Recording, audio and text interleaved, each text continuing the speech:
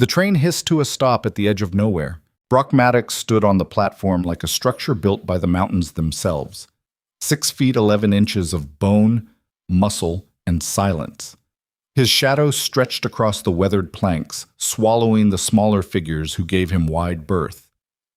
People didn't meet Brock's eyes in Cedar Falls. They nodded respectfully, sometimes nervously, then found urgent business elsewhere. He'd grown accustomed to it. Solitude had become his closest companion over 32 winters in the Colorado high country. The locomotive belched steam into the autumn air. Passengers stepped down clutching carpetbags and children, their faces tight with the anxiety of arrival. Brock scanned each one, his chest tightening incrementally with each wrong face. Then she appeared. Serafina Hale descended the train steps with the deliberate grace of someone who refused to be hurried. She wore a deep green traveling dress that had seen better days, her dark hair pinned in a style that suggested practicality over fashion. But it was her eyes that stopped him, sharp, assessing, completely unafraid as they locked onto his towering frame. She walked directly toward him while other passengers veered away. "Brock Maddox?" Her voice carried a rasp like whiskey over gravel. "Yes, ma'am." His own voice rumbled low, unused to extended conversation. "Good. I'm Serafina, your bride, apparently, though that word tastes strange in my mouth." She glanced around the rough settlement with an expression he couldn't quite read. "This is Black Ridge country?" 20 miles north. We'll stay in town tonight, head up at first light." "Why wait?" The question caught him off balance. "Trail's rough in darkness. Easier to—" "I didn't travel 800 miles to sleep in a boarding house when there's ground to cover." She gestured toward a wagon loaded with her belongings. "That yours?" "It is." "Then let's move." Brock had corresponded with Serafina for 6 months through carefully written letters. Her words on paper had been thoughtful, sometimes funny, occasionally sharp. But the woman standing before him carried an intensity the ink had never captured. She wasn't delicate. She wasn't soft.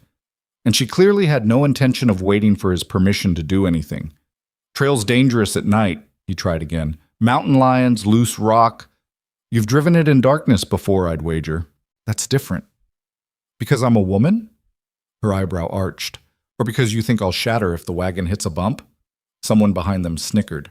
Brock turned his head slowly, and the sound died. When he looked back, Serafina was already walking toward the wagon, her worn boots striking the ground with purpose. "Well?" she called over her shoulder. "You coming? Or do I drive myself up?" Brock followed, aware of every eye in Cedar Falls tracking their interaction. The town's curiosity had been building for months since word spread that the mountain giant had sent for a mail-order bride. Most figured he'd chosen someone desperate, someone with no other options who'd tolerate isolation in exchange for security. Looking at Serafina's straight spine and the set of her jaw, Brock suspected those assumptions were about to shatter against reality. The ride up Black Ridge lived up to its reputation. The trail narrowed as they climbed, winding through pine forests that blotted out the moonlight. Loose stones clattered beneath the wheels. More than once, the wagon lurched toward a drop that would send them tumbling into darkness. Brock kept his hand steady on the reins, hyper-aware of his passenger. Serafina didn't gasp, didn't clutch the seat. She watched the trail with the same assessing gaze she'd turned on him, occasionally pointing out obstacles before his lantern revealed them. "There, left side, that rock. See it? Tree branch. Low." "Got it." After the 5th warning, he glanced at her. "You done this before? Mountain trails?" "Not these specifically, but I grew up in hill country. Kentucky backcountry, where roads were suggestions and mules had more sense than most men." She adjusted her shawl against the cold. "My father ran timber operations. I learned to read terrain before I learned to read books. Letters didn't mention Kentucky." "Letters didn't mention a lot of things." She met his gaze directly. "Yours either, I'd imagine." She wasn't wrong. Brock's letters had painted his life in broad strokes. The ranch, the isolation, the beauty of the high country. He'd left out the brutal winters, the town's suspicion, the way loneliness could sink into bone until a man forgot what conversation felt like. He'd written about wanting a partner, about building something lasting. He hadn't written about the nights when silence pressed so heavy he thought he might disappear into it completely. "Why'd you answer?" The question emerged before he could stop it. "My advertisement. You could have chosen anywhere. Anyone." Serafina was quiet for so long he thought she wouldn't respond. Then, because your letters didn't lie about wanting easy. Most men write poetry about gentle companionship and quiet hearths. You wrote about hard work and harder winters, about needing someone strong enough to build something real. She turned toward him. I'm not built for gentle, Brock Maddox. Never have been. Every place I've lived, every town I've tried, they wanted me smaller, quieter, more like their idea of what a woman should be. Her voice hardened. I'm done shrinking. Your letters suggested maybe you weren't looking for someone to shrink. The wagon crested this final rise, and Black Ridge spread before them. In daylight, the view stole breath. Endless mountains rolling toward horizons, valleys thick with pine, peaks that scraped clouds. At night, it looked like the edge of the world, dark and vast and unforgiving. Brock's cabin sat in a clearing carved from wilderness. Solid timber construction, a stone chimney, corrals and outbuildings arranged with practical efficiency. Not grand, but built to last. He'd poured 5 years into this place, every log positioned with his own hands. Home, he said simply. Serafina climbed down before he could assist, landing with practiced balance. She walked a slow circle, studying structures by lantern light. Brock watched her, trying to see the place through fresh eyes. Probably looked rough. Probably looked lonely. Probably looked like exactly what it was. A solitary man's attempt to carve order from chaos. Good bones, she finally said. Roof solid. Drainage looks smart. That your work? All of it. Then you know what you're doing. She gestured toward the main cabin. Show me inside. The interior reflected its builder. Everything functional, nothing decorative. A large hearth dominated one wall. A table Brock had built himself sat near the kitchen area. The bedroom occupied a separate space, divided by a heavy curtain, clean, organized, Spartan. Serafina set her bag down and walked through methodically, running fingers along joints, checking the chimney draw, testing the water pump. Her inspection felt less like judgment and more like inventory, cataloging assets and challenges with the same practical eye she'd turned on the trail. Needs work, she said, but it's good work. Honest work. Something in Brock's chest loosened slightly. I can add shelving, make space for your things. Our things now. She turned to face him fully. We should talk plainly, Brock. We're strangers who made promises through paper. I meant what I wrote. I'm here to build something real, to work beside you, not behind you. But I won't pretend to be something I'm not. I'm difficult. I have opinions. I don't take orders well, and I sure as hell won't be decorative. Didn't ask for decorative. No, you didn't. That's why I came. She moved closer, and even with her average height, she seemed to fill space in a way that had nothing to do with physical size. But those people in town, they looked at you like you were carved from the mountain. They looked at me like I was baggage you'd collected. That going to be a problem? Town talks. Always has. Talking's one thing. Expecting me to play a role I didn't sign up for is different. Her gaze intensified. I need to know now. Did you want a wife or did you want the idea of one? A warm body to make the cabin less empty? Someone to cook and clean and stay quiet? The question landed like a challenge. Brock had asked himself variations of it during the long months of correspondence. What did he actually want? The truth twisted, complicated, and uncertain. But standing in his cabin with this fierce stranger, he reached for honesty.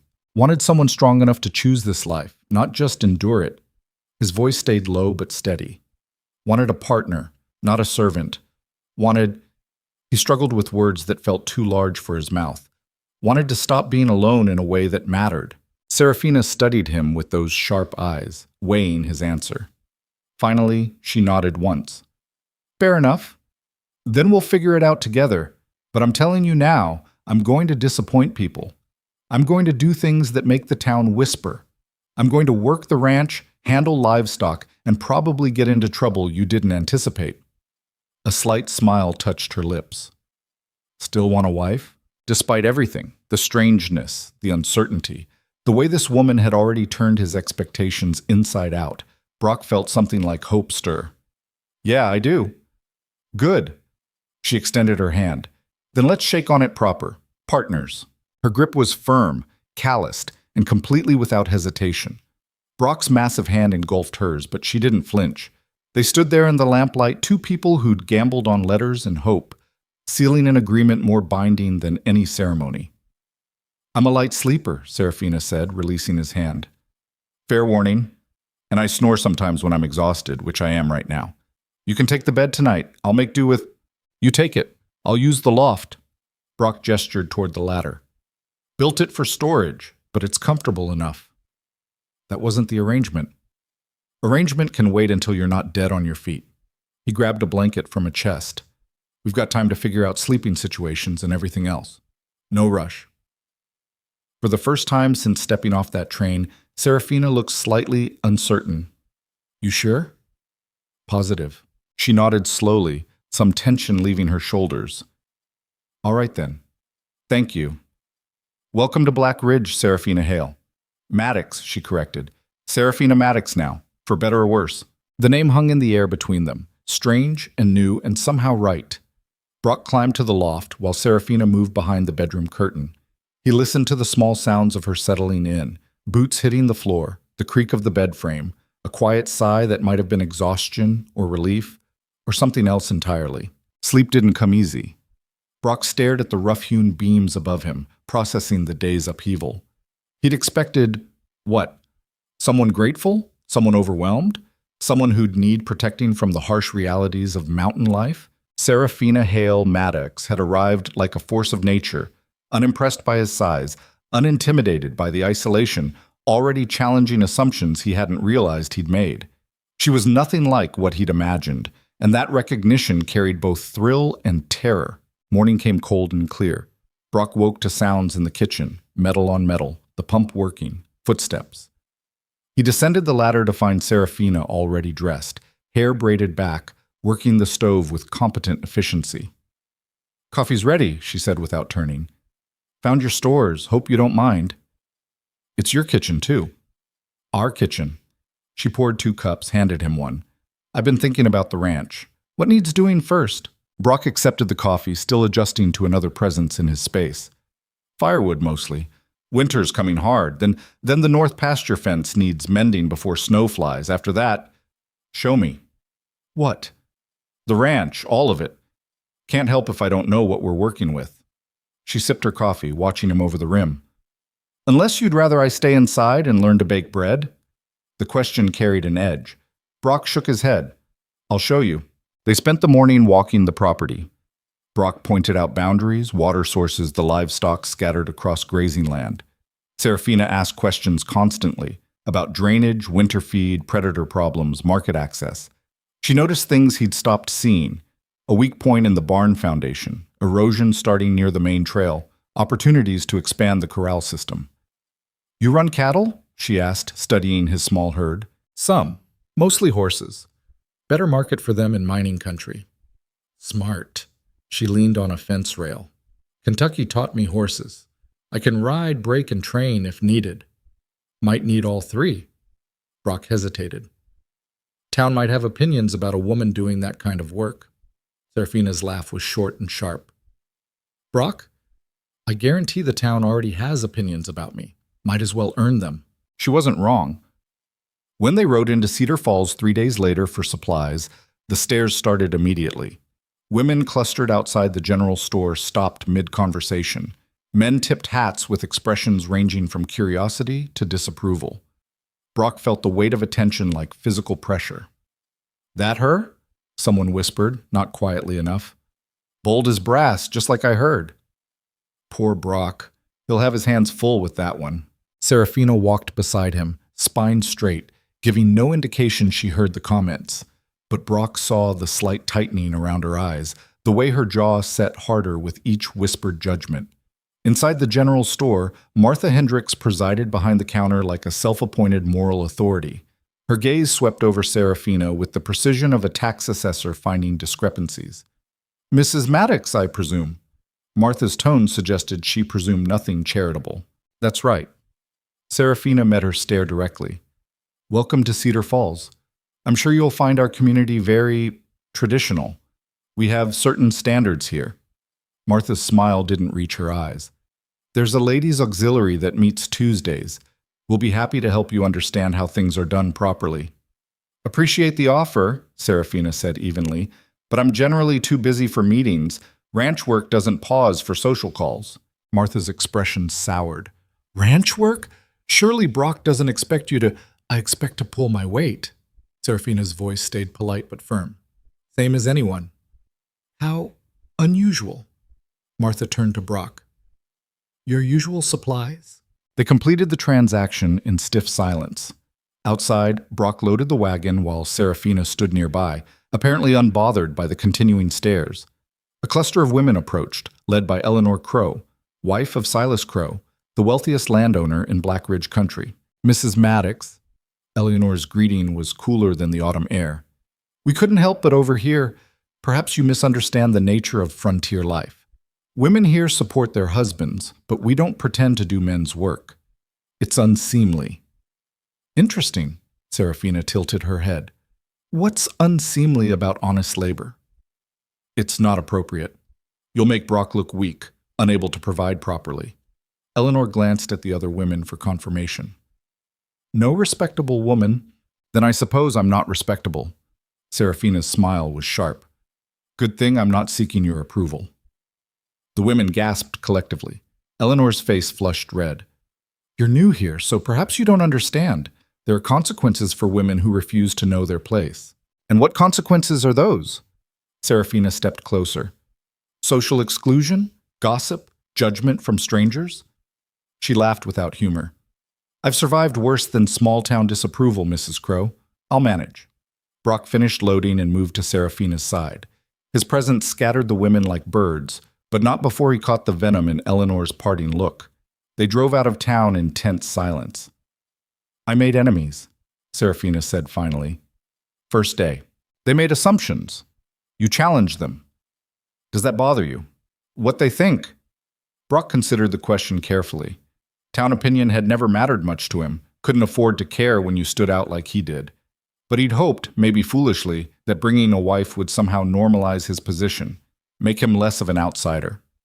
Serafina's confrontation had probably accomplished the opposite. No, he said, surprising himself with the truth. It doesn't bother me. She looked at him, really looked, searching for sincerity. Whatever she found seemed to satisfy her. Good, because I can't be someone else. I've tried. It nearly killed me. The rawness in her voice caught him off guard. What happened? Before Kentucky? She stared at the trail ahead. I was married once, young and stupid. Thought love meant compromising yourself until nothing remained. He wanted a decoration, wanted quiet and compliant, so I tried. Her hands clenched. Tried so hard I lost myself completely. Woke up one day and couldn't recognize the woman in the mirror. What'd you do? Left. Walked away with nothing but what I could carry. He kept everything else. House, money, reputation. Told everyone I was unstable, ungrateful, unfit for civilized company. She turned toward Brock.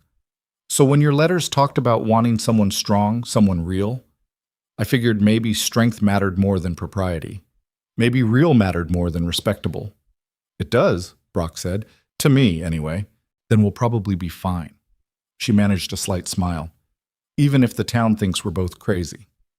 They settled into patterns over the following weeks. Serafina proved herself capable beyond Brock's expectations. She handled horses with skill that matched his own, worked fence repair without complaint, and attacked ranch problems with creative solutions he'd never considered. She also refused every attempt by Cedar Falls society to domesticate her.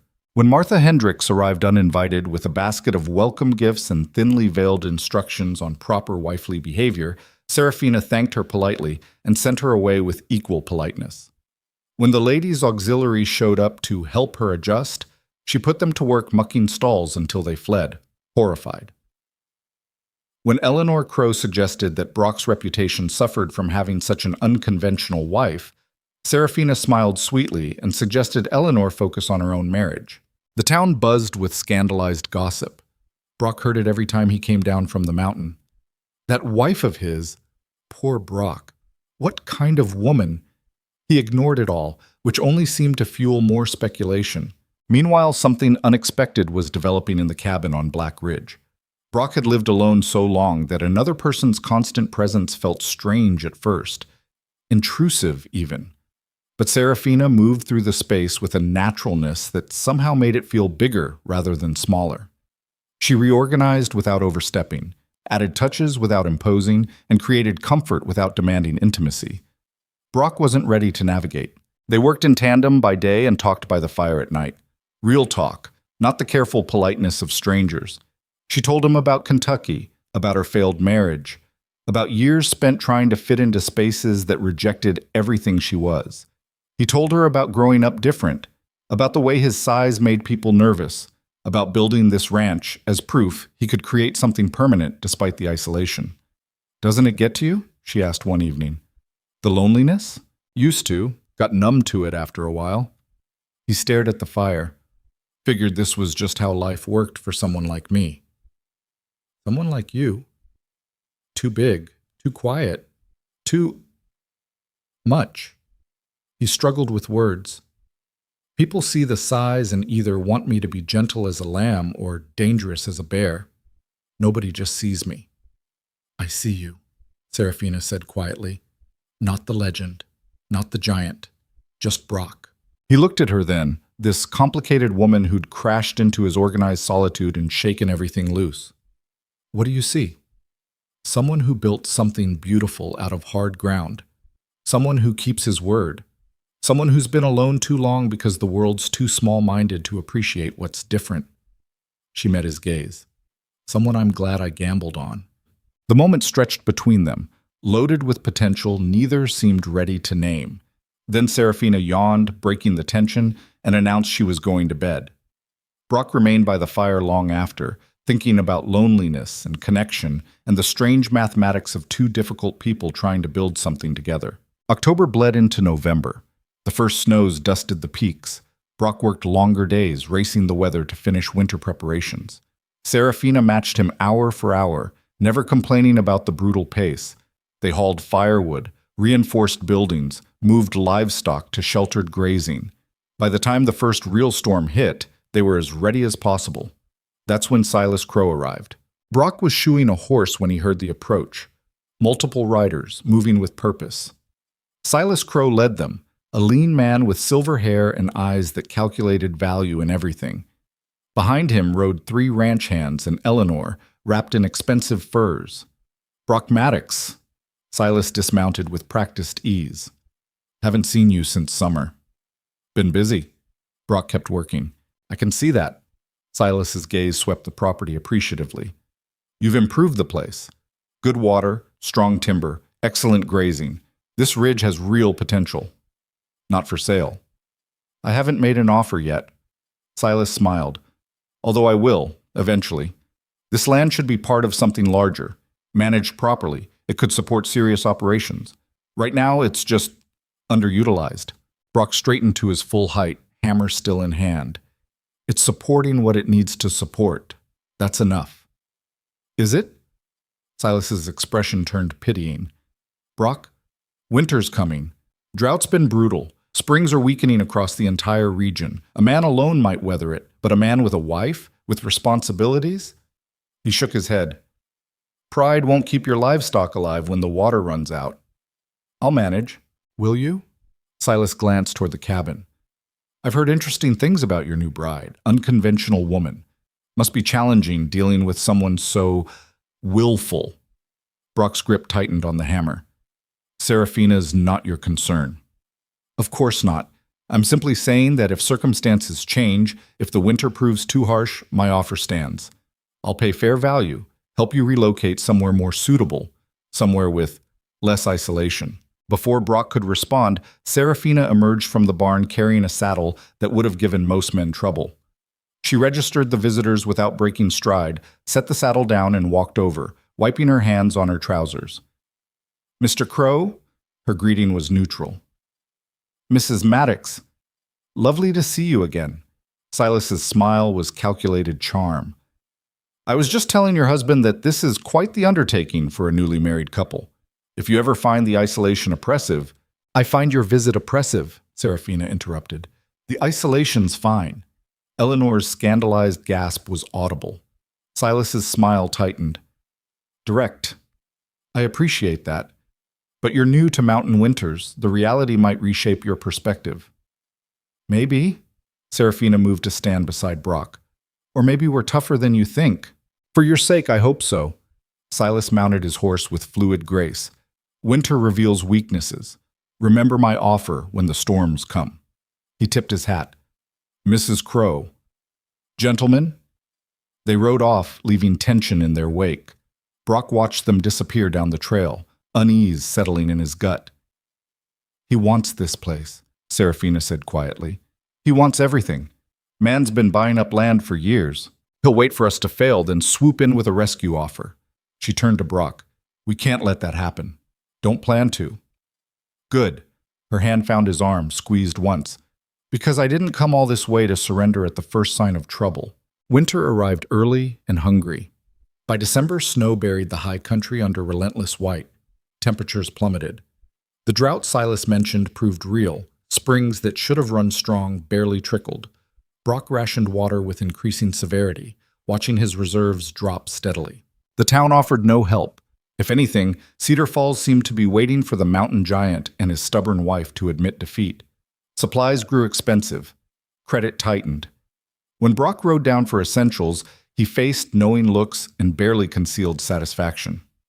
Tough winter, the blacksmith observed. A lot of folks struggling. Some are making smart decisions, selling out before things get worse. Not selling.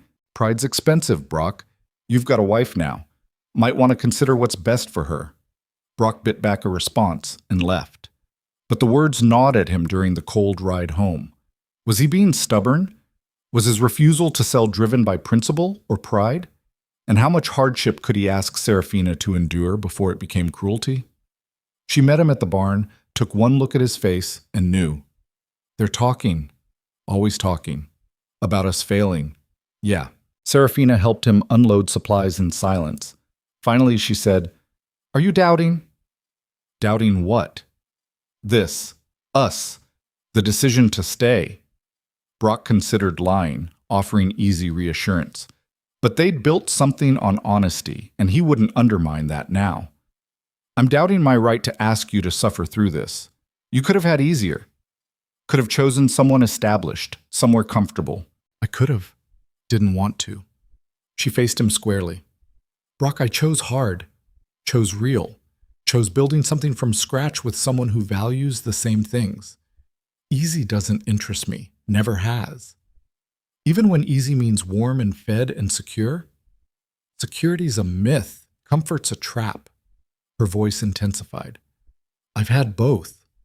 They came with cages I couldn't see until they'd locked completely. I'd rather freeze on this mountain beside you than be comfortable and imprisoned somewhere else. You might actually freeze. This winter's serious. Then we'll freeze together. She stepped closer. I'm not leaving. I'm not giving up. And I'm sure as hell not letting Silas Crow win. So stop looking for permission to quit, because you won't get it from me. The fierceness in her eyes, the absolute certainty, did something to the knot of doubt in Brock's chest. Not dissolving it entirely, the winter's challenges remained real, but redistributing the weight so it didn't rest solely on his shoulders.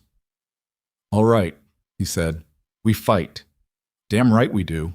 December gave way to January, and the mountain showed no mercy. Livestock struggled. Water became a constant worry. Brock and Serafina worked brutal hours just maintaining basics. The isolation that had once felt peaceful now pressed heavy and claustrophobic. Days blurred together in endless cycles of survival. Then Serafina started getting sick in the mornings. She tried to hide it, disappearing before dawn, returning pale but composed. Brock noticed anyway. Hard not to notice when someone you lived with suddenly couldn't keep breakfast down. You all right? He asked after a particularly bad morning. Fine, just something I ate. Serafina. She met his gaze and he saw everything there. Fear, hope, uncertainty, determination. I'm pregnant. The words hit like physical impact. Brock stood frozen, trying to process implications that spun too fast to catch. A child. Here. In this brutal winter with failing water and mounting challenges and a town waiting for them to break. How long have you known? Few weeks. Wanted to be sure before saying anything. She wrapped her arms around herself. I know the timing's terrible, I know this complicates everything, but it doesn't complicate anything. The certainty in his voice surprised him. It changes things. That's different. Changes them how? Brock moved toward her, placed his massive hands gently on her shoulders.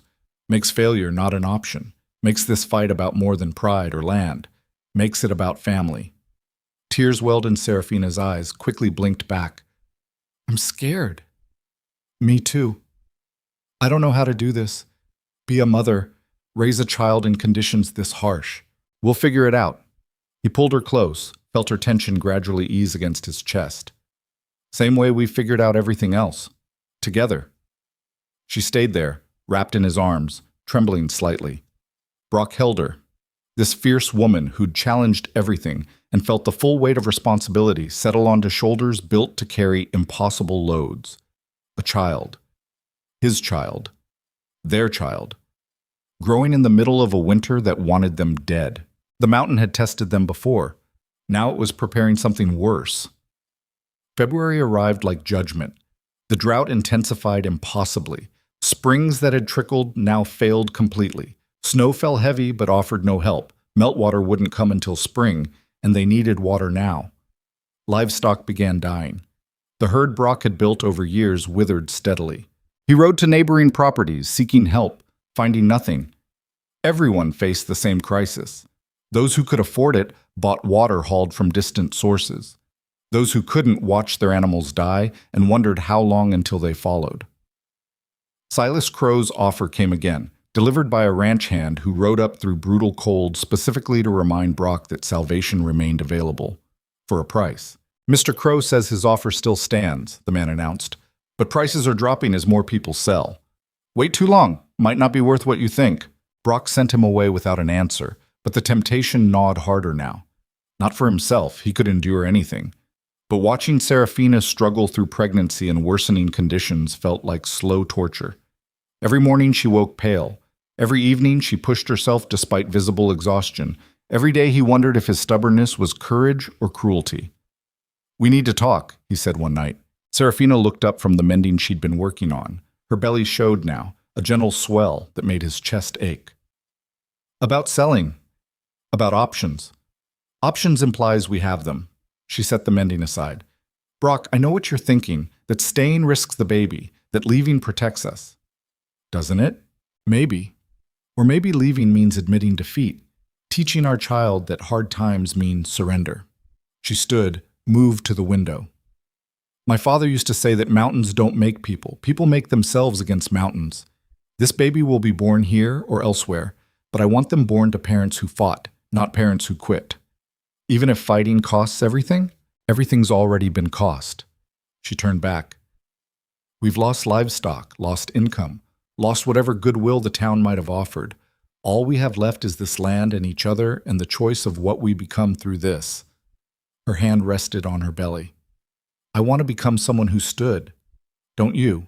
Brock looked at her, really looked. Saw the exhaustion, yes, but also the unbroken spirit. The same defiance that had challenged him that first day on the train platform. The refusal to bend that had defined her from the beginning. Yeah, he said. I do. Then we stand. They stood. Through February's worst, through diminishing supplies and dying animals and nights so cold the cabin walls cracked audibly, through Serafina's increasing discomfort and Brock's mounting fear, through isolation so complete it felt like they were the last humans alive on a planet determined to erase them. And then, on a night in late February, when the thermometer registered 20 below and wind howled like dying things, Serafina's water broke. Brock stared at the wet stain spreading across the floor, his mind refusing to process what it meant. Not now. Not in this storm. Not when the nearest doctor was 20 miles away through impassable snow and temperatures that could kill exposed flesh in minutes. It's early, Serafina said, her voice tight but controlled. She gripped the back of a chair, knuckles white. 6 weeks early. How early is too early? The question came out strangled. I don't know. She breathed through what was clearly a contraction, her entire body going rigid. But ready or not, this baby's coming. Brock's hands trembled as he guided her toward the bedroom. His mind raced through impossible calculations. The storm outside was a monster, the kind that buried entire homesteads and didn't release them until spring. Even if he could somehow reach town, which he couldn't, no doctor would attempt the ride back in these conditions. They were alone, completely, terrifyingly alone. "I need you to focus," Serafina said, gripping his arm hard enough to hurt. "I need you here, not disappearing into panic." "I don't know what to do." "Neither do I." Another contraction seized her, and she gasped through clenched teeth. "But we're going to figure it out together, same as everything else." The next hours blurred into a nightmare of helplessness. Brock had delivered foals, calves, helped ewes through difficult births. But this was different. This was Serafina, writhing in pain he couldn't fix, fighting a battle he couldn't join. He boiled water because that's what people did, gathered clean cloth, stoked the fire until the cabin was sweltering, and felt utterly useless through all of it. "Tell me what you need," he begged. "I need this to be over." She panted between contractions, sweat soaking her hair. "I need our baby to be healthy. I need—" Her words dissolved into a scream that seemed to tear the air itself. Brock knelt beside the bed, let her crush his hand, whispered things he'd never said before and might never say again. Hours stretched like years. The storm outside howled its fury, but inside the cabin, Serafina's agony drowned out everything. Somewhere past midnight, the baby came. Brock caught his daughter in shaking hands, stared at the impossibly tiny, perfectly formed human covered in blood and vernix, and waited for the cry that would signal life. Seconds passed, then more. The baby lay silent and still, her skin an alarming shade of blue-gray. "Why isn't she crying?" Serafina's voice cracked. "Brock, why—" He didn't think. Instinct from delivering breech calves took over. He cleared the baby's mouth and nose, rubbed her back with desperate gentleness, breathed carefully into her tiny face. Nothing. She remained limp and silent, a fragile doll in his massive hands. "No." The word came out broken. "No, no, no." Serafina tried to sit up, failed, her body too exhausted to respond. "Give her to me." "She's not breathing." His vision blurred. I can't. Give her to me now." He placed the baby on Serafina's chest, watched her tear open her nightgown with fumbling fingers, press their daughter's tiny body against her skin. She rubbed the baby's back, murmured words Brock couldn't hear, and prayed in the wordless way of mothers facing the unthinkable. Then, thin and reedy and impossibly beautiful, a cry pierced the cabin. The baby gasped, coughed, and screamed with the outrage of the living. Color flooded her skin. Her tiny fists waved at the injustice of existence. She was real. She was alive. She was theirs. Brock collapsed beside the bed, all the strength that had sustained him draining away completely. Serafina wept, holding their daughter with trembling arms, whispering fierce promises about protection and love and survival. The storm outside continued its assault, but inside, in the firelight, something stronger than weather had just won a battle against death itself. "She needs a name," Serafina said eventually, her voice raw but steady. Brock looked at the tiny life nestled against her mother's chest. "What do you want to call her?" "Something strong, something that means she fought and won." Serafina touched their daughter's downy head. "Clara, after my grandmother, toughest woman I ever knew." "Clara Maddox." Brock tested the name. "Yeah, that fits." They sat together as dawn broke gray and cold beyond the frosted windows. Clara nursed with surprising vigor for someone so small and early. Serafina drifted in and out of exhausted sleep. Brock kept watch over both of them, his mind still catching up to the reality that he was a father now, that this fragile, fierce scrap of humanity depended on him for everything. The storm raged for 3 more days. Brock barely slept. Between caring for Serafina, who'd lost more blood than seemed survivable, and monitoring Clara, who was alarmingly small and struggled to maintain body temperature, he had no time for rest. He crushed herbs into teas that might help with bleeding, kept the fire roaring despite dwindling wood supplies, and changed cloth diapers with hands too large for such delicate work. On the second day, Serafina developed a fever. "It's normal," she insisted, even as chills racked her body. "Just my body recovering." But the fever climbed. By nightfall, she was delirious, mumbling about Kentucky and timber operations and horses she'd trained as a girl. Brock pressed cold cloths to her burning forehead, forced water down her throat, and watched helplessly as infection claimed ground despite everything he tried. Clara slept in a drawer padded with blankets, positioned near the fire, but not too close. She was so small. Too small. Brock could cradle her entire body in one hand. When she cried, a thin, mewling sound that barely qualified as noise, he picked her up with exquisite care, terrified his strength would somehow damage her. "You have to fight," he told Serafina during a lucid moment. "Clara needs you. I need you." "I'm trying." Her eyes struggled to focus. "But I'm so tired, Brock, so tired of fighting." "I know, but you don't get to quit. Remember what you told me? We stand, we fight, we don't surrender." That was before everything hurt this much. "It still counts." He gripped her hand. "You're the strongest person I've ever met. Don't stop being that now." She drifted away again, lost in fever dreams. Brock sat beside the bed, holding Clara against his chest, feeling her rapid heartbeat flutter like a trapped bird. 2 lives depending on him, and he had no idea if he was doing anything right. The isolation that had once felt peaceful now seemed like punishment. On the 3rd day, the fever broke. Serafina woke clear-eyed and weak, finding Brock asleep in the chair beside her bed, with Clara tucked in the crook of his arm. She watched them for a long moment. This giant man who'd been terrified of fatherhood now cradling their daughter with the careful tenderness usually reserved for handling explosives. "Brock." He jerked awake, instantly alert. "You're back." "Was I gone?" "For a while." He helped her sit up, positioned pillows behind her. "Fever had you pretty bad. You kept talking about horses and your father and someone named Thomas." "My brother died when I was 12. She reached for Clara, and Brock placed their daughter in her arms. "How is she?" "Stubborn, like her mother."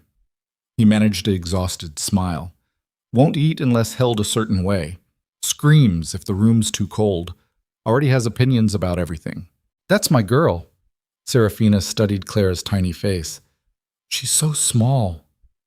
"Doc would know if that's normal, if she's developing right. We'll get her checked when the storm clears." Serafina looked toward the window. "It is clearing, isn't it?" "Starting to. Maybe another day." They sat in silence, exhaustion wrapping around them like a blanket. Brock watched Serafina nurse Clara, saw the wince she tried to hide, the way her hands shook slightly. She'd come through childbirth and fever, but recovery would take time they might not have. Winter still held them tight, and now they had an infant to protect through conditions that killed healthy adults. When the storm finally broke, Brock saddled his strongest horse and made the brutal ride to Cedar Falls. He found the doctor at home and dragged him back up the mountain despite protests about the condition of the trails. Dr. Morrison examined both Serafina and Clara with professional efficiency, his expression growing more concerned with each passing minute. "The baby's underweight," he said bluntly. "Premature births often struggle. She needs to be kept warm, fed frequently, monitored constantly.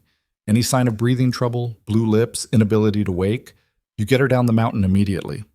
"And Serafina?" "Lost significant blood.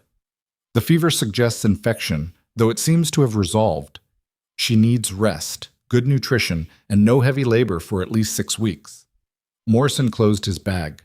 "Frankly, I'm surprised she's alive. Women die from less all the time." "She's tough.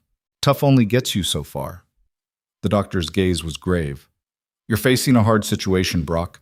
A premature infant in the middle of winter, miles from help, with a mother who needs recovery time you can't afford to give her.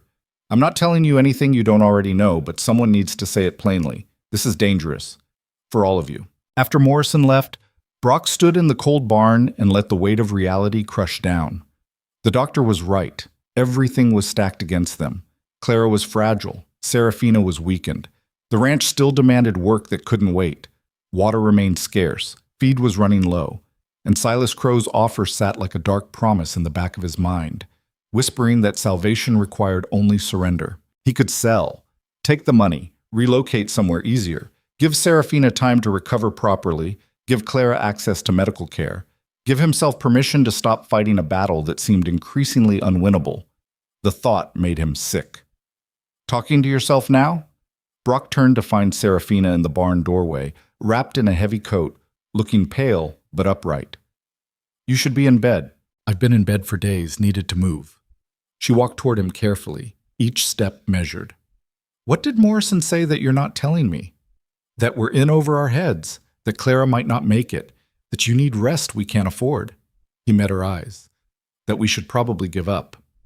He didn't say that last part. Didn't have to. It's what everyone's thinking.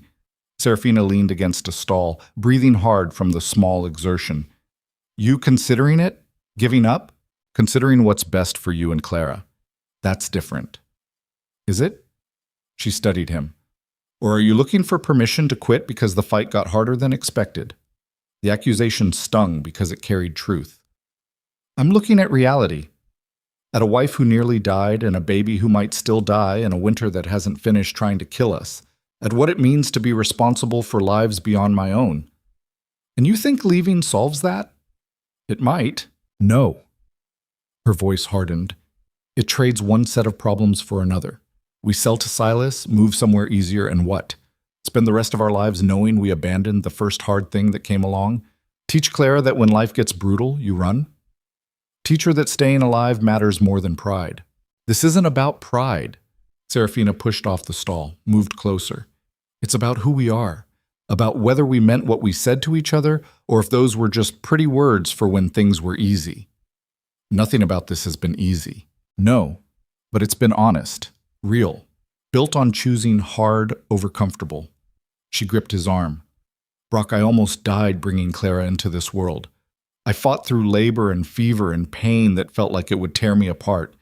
You think I did that just to quit at the first sign winter's not done with us? You did it because you had no choice. I always have a choice, so do you." Her eyes blazed despite her exhaustion. "Choose to stay. Choose to fight. Choose to believe that what we're building here matters more than comfort or safety, or whatever easy life Silas Crow's money could buy." Brock looked at her, really looked. Saw the fire that hadn't dimmed despite everything.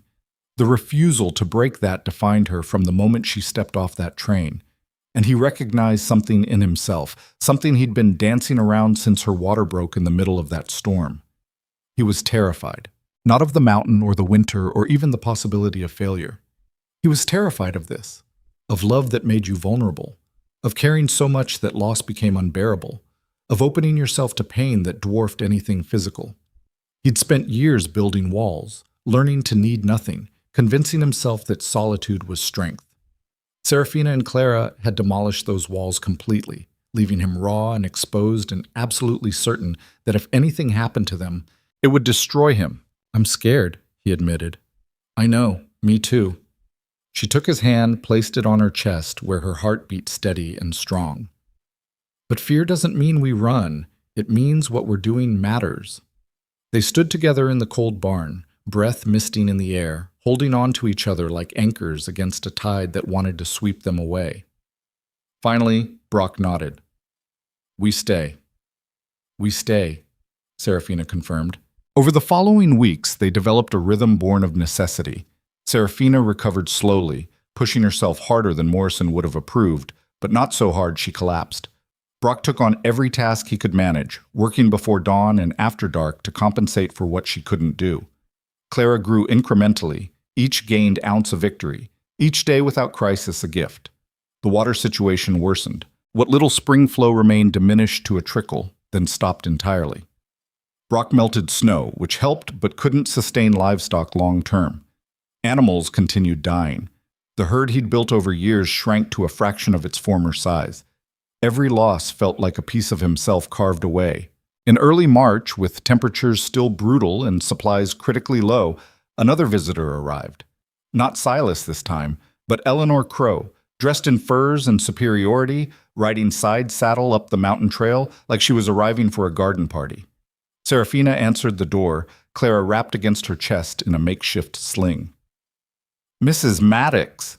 Eleanor's smile was all teeth. "I heard about your daughter. Congratulations." "Thank you." Serafina didn't invite her in.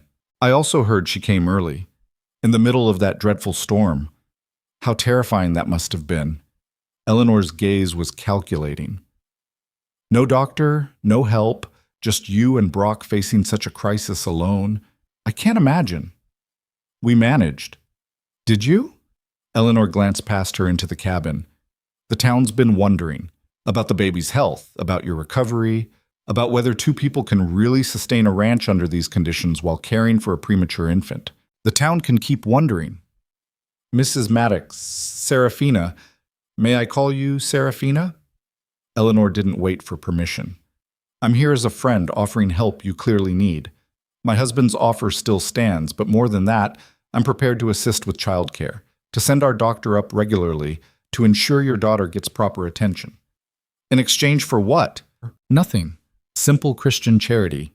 Eleanor's expression was pure poison wrapped in piety. Although, if you and Brock did decide to accept Silas's offer, we could arrange immediate assistance, housing in town during the transition, medical care, everything you need. We don't need charity. We need to be left alone. Pride is a luxury you can't afford anymore. Eleanor stepped closer. That baby is tiny and weak. She needs more than this cabin can provide. Your husband is working himself to death trying to sustain the impossible. How long before something breaks? Before Clara pays the price for your stubbornness? Serafina felt rage rise like fever. You don't know anything about my daughter or what she needs. I know she deserves better than freezing in a mountain cabin while her parents play at being pioneers. Eleanor's mask slipped, showing the cruelty underneath. I know that when she dies, and premature babies often do, you'll have to live with choosing your pride over her life. The slap came before Serafina realized she'd moved. Eleanor's head snapped sideways, a red mark blooming on her perfect cheek. They stood frozen, both shocked by the violence.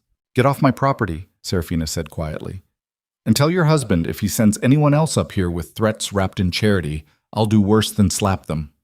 Eleanor touched her cheek, eyes wide with genuine surprise. Then she smiled, a real smile this time, appreciative almost. There's the fire they whisper about. Good. You'll need it. She turned toward her horse. When you fail, not if. When, remember you had options. Remember you chose this. She rode away, leaving Serafina shaking with adrenaline and fear. Because Eleanor was right about one thing, Clara was small and fragile, and every day was a gamble against odds no parent should have to face. Brock found her later, sitting by the fire with Clara asleep in her arms, tears running silently down her face. Eleanor came by, she said. I saw her leaving. What did she want? To remind me that our daughter might die, that we're failing, that pride will cost us everything. She looked up at him. What if she's right, Brock? What if I'm putting Clara at risk because I'm too stubborn to admit we can't do this? He sat beside her, wrapped one massive arm around her shoulders. Clara's gaining weight. Morrison said so last visit. She's feeding well, sleeping better, getting stronger every day. But she's still so small. She's a fighter, like her mother. Fighting doesn't guarantee winning. No, Brock agreed. It doesn't. But quitting guarantees losing. And I'd rather go down fighting than live knowing we surrendered without trying everything. Serafina leaned into him, Clara nestled between them. I'm so tired, Brock. Tired of fighting, tired of worrying, tired of wondering if we made a terrible mistake. I know, but I can't quit. Even if I wanted to, I can't. It's not in me. I know that too. They sat in silence, watching the fire, holding their daughter, drawing strength from proximity and shared exhaustion. Outside, winter continued its assault. Inside, they continued resisting. March crawled toward April. The drought reached catastrophic levels. Brock rode to neighboring properties again, finding abandoned homesteads and desperate families packing wagons. The mountain was breaking people, forcing surrender through relentless attrition. Those with resources fled. Those without prayed for mercy that wasn't coming. He returned home one evening to find Serafina standing in the doorway, Clara in her arms, staring at something in the distance. He followed her gaze and felt his stomach drop. Smoke rose from 3 different properties, controlled burns, clearing structures before abandoning land. The message was clear. People were giving up. The mountain had won. How many does that make? Serafina asked. 7 families in the last month. Brock dismounted, his body aching from another day of impossible labor. Maybe more. Will there be anyone left? Silas and his holdings, few others stubborn or stupid enough to stay. Which are we? Both, probably. She turned toward him, and he saw the decision in her eyes before she spoke. I have an idea. It's risky, maybe crazy, but I think it could work. I'm listening. The springs are failing because the drought dried up surface water, but there's water deeper down, has to be. The mountains are full of it. She shifted Clara to her other hip. What if we dig deeper? Create a new well that reaches water the drought can't touch? That's weeks of work, maybe months. No guarantee we'd find anything. Better than watching everything die while we wait for snowmelt. Brock considered the proposal. She was right about the timeline. Digging a well by hand would be brutal, time-consuming labor that might yield nothing. But the alternative was watching their remaining livestock die of thirst while they rationed every drop for themselves and Clara. Where would we dig? Serafina pointed toward a low area near the northern property line. There. The way water flows when it rains, there's got to be something underneath. It's our best shot. You're talking about moving significant earth while recovering from childbirth and caring for an infant. I'm talking about surviving. Her jaw set. I can rig a sling for Clara, work in shifts, rest when needed. But I won't sit idle while we fail by inches. He wanted to argue, to insist she'd done enough, that this was his burden to carry. But he'd learned something over these months with Serafina. She wasn't someone you protected from hard things. She was someone you fought beside. All right, he said. We dig. They started the next morning. Brock excavated while Serafina worked the pulley system they'd rigged to haul earth and stone. Clara slept in her makeshift sling against Serafina's chest, waking periodically to nurse, seemingly unbothered by the constant motion. They worked dawn to dusk, then collapsed into exhausted sleep, only to wake and repeat the cycle. The first week yielded nothing but dirt and rock and blistered hands.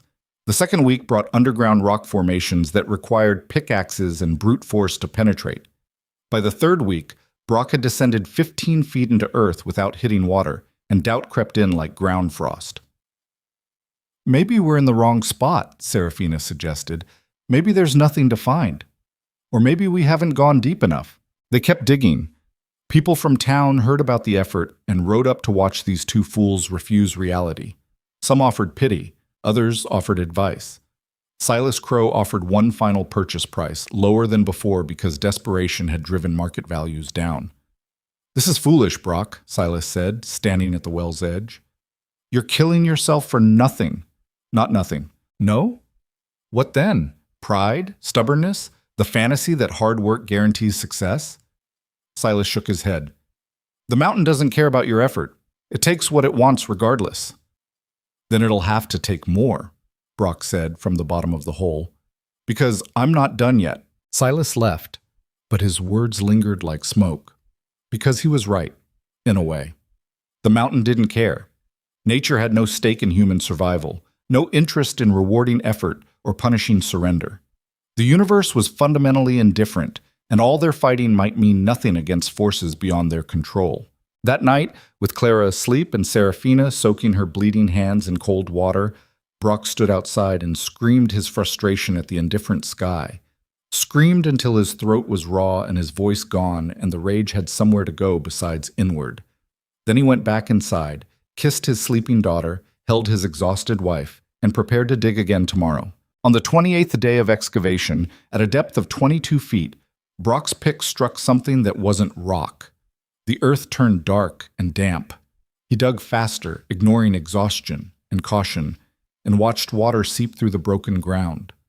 First a trickle, then a flow, then a rush that pooled around his boots and kept rising. Serafina! His shout echoed up the shaft. We hit it! We hit water! Her face appeared at the top, backlit by afternoon sun, Clara's tiny head visible in the sling. She stared down at him, standing in rising water, and her expression transformed from exhaustion to something like disbelief. Is it good water? Clean? He cupped his hands, drank deeply, tasted mineral and earth, but nothing foul. It's good. Then we did it. Her voice broke. We actually did it. Brock climbed out, soaked and filthy and grinning like a lunatic. Serafina met him at the top, Clara between them, and they stood at the well's edge watching water rise toward the surface. It wouldn't solve everything. Winter wasn't over. Supplies remained tight. They'd lost most of their herd. But they'd found water where everyone said none existed. They'd refused surrender and won something real. That night, word spread. Neighbors who'd watched them dig came to see the result. Some congratulated them. Others asked to buy water. A few looked at the well with envy, barely disguised as admiration. Brock agreed to sell some, enough to help others survive without depleting their own reserves. Within days, the dynamic shifted. People who'd written them off as foolish started calling them resourceful. The well became proof that stubborn defiance could defeat impossible odds. Serafina and Brock, the mountain giant and his wild wife, became something other than objects of pity or scorn. They became the people who'd refused to break. But the mountain wasn't finished testing them yet. April brought something worse than drought. It brought Silas Crow's patience running out. The well changed everything for Brock and Serafina, but it also changed the calculation for their wealthiest neighbor. Land with reliable water was worth more than land dependent on seasonal springs. Much more. And Silas had built his empire on recognizing value before others caught on. He arrived 3 days after the well started producing, bringing 4 men Brock didn't recognize. Not ranch hands. These had the lean, hard look of men paid to intimidate rather than work cattle. They spread out around the property while Silas dismounted with deliberate slowness, surveying the well like a general assessing strategic territory. "Impressive work," Silas said. 22 feet by hand, that's determination. It's survival. Brock positioned himself between Silas and the cabin where Serafina was inside with Clara. "What do you want?" "Same thing I've always wanted, this land. But now I'm willing to pay what it's actually worth." He named a figure 3 times his previous offer. "That's more money than most men see in a lifetime, Brock. Enough to buy a nice property somewhere easier, set your family up properly." "Not selling." "Don't answer yet. Think about what that money means. Real security. Access to doctors for your daughter. A life where your wife doesn't have to work herself to exhaustion just to survive." Silas's expression hardened slightly. "The well was clever, I'll grant you that. But it doesn't solve your fundamental problem." "Which is?"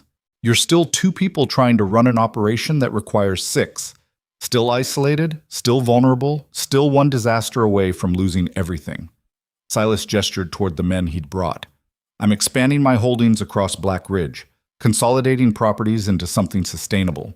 You can be part of that transition willingly, or you can watch everyone around you sell while your land becomes an island surrounded by my territory." Sounds like a threat. It's reality. 5 more families sold to me this week.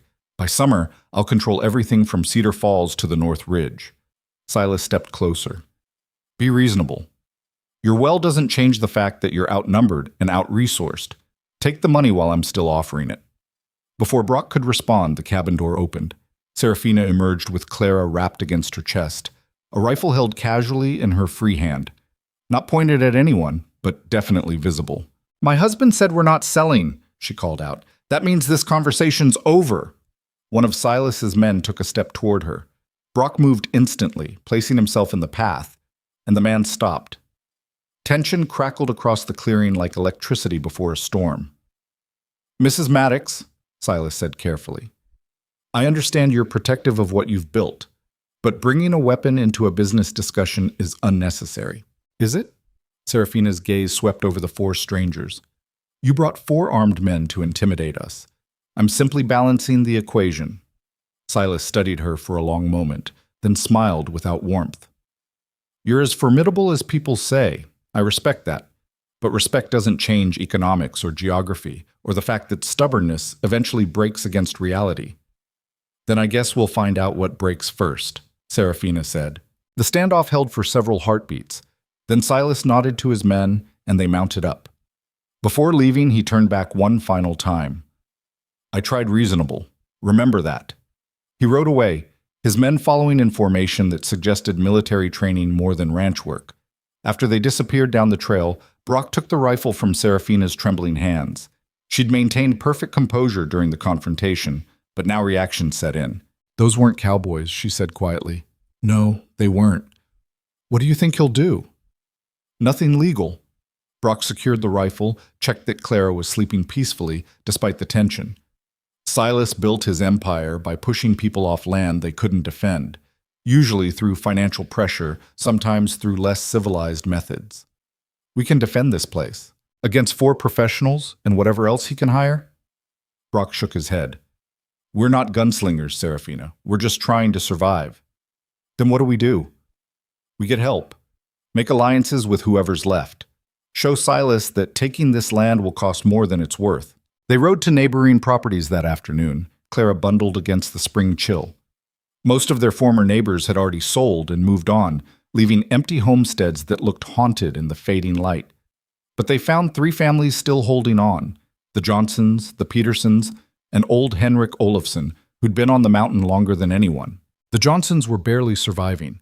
Their spring had failed completely, and they'd been buying water at prices that bled them dry. The Petersons had lost so much livestock they were considering selling just to recoup something. Henrik was stubborn as stone but nearly 70, with no children to inherit and failing health that made every day a struggle. Brock gathered them at his cabin and laid out the situation plainly. Silas is consolidating, buying up everything he can, probably forcing out what he can't buy. He came at me today with muscle, not just money. Brock looked around the small group.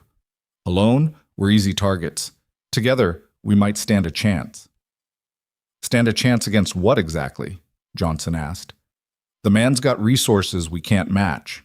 Resources aren't everything. He can buy men, but he can't buy determination or knowledge of this terrain. Brock gestured toward Henrik. How long you been on Black Ridge? 43 years come June. You know places to hide, ways to move, paths that don't show on any map. The Petersons know livestock better than anyone. Johnsons know timber work. Serafina knows horses. He met each person's gaze. We've got skills Silas can't buy, and desperation he can't match. We use that. Use it how? Peterson asked. We going to fight him?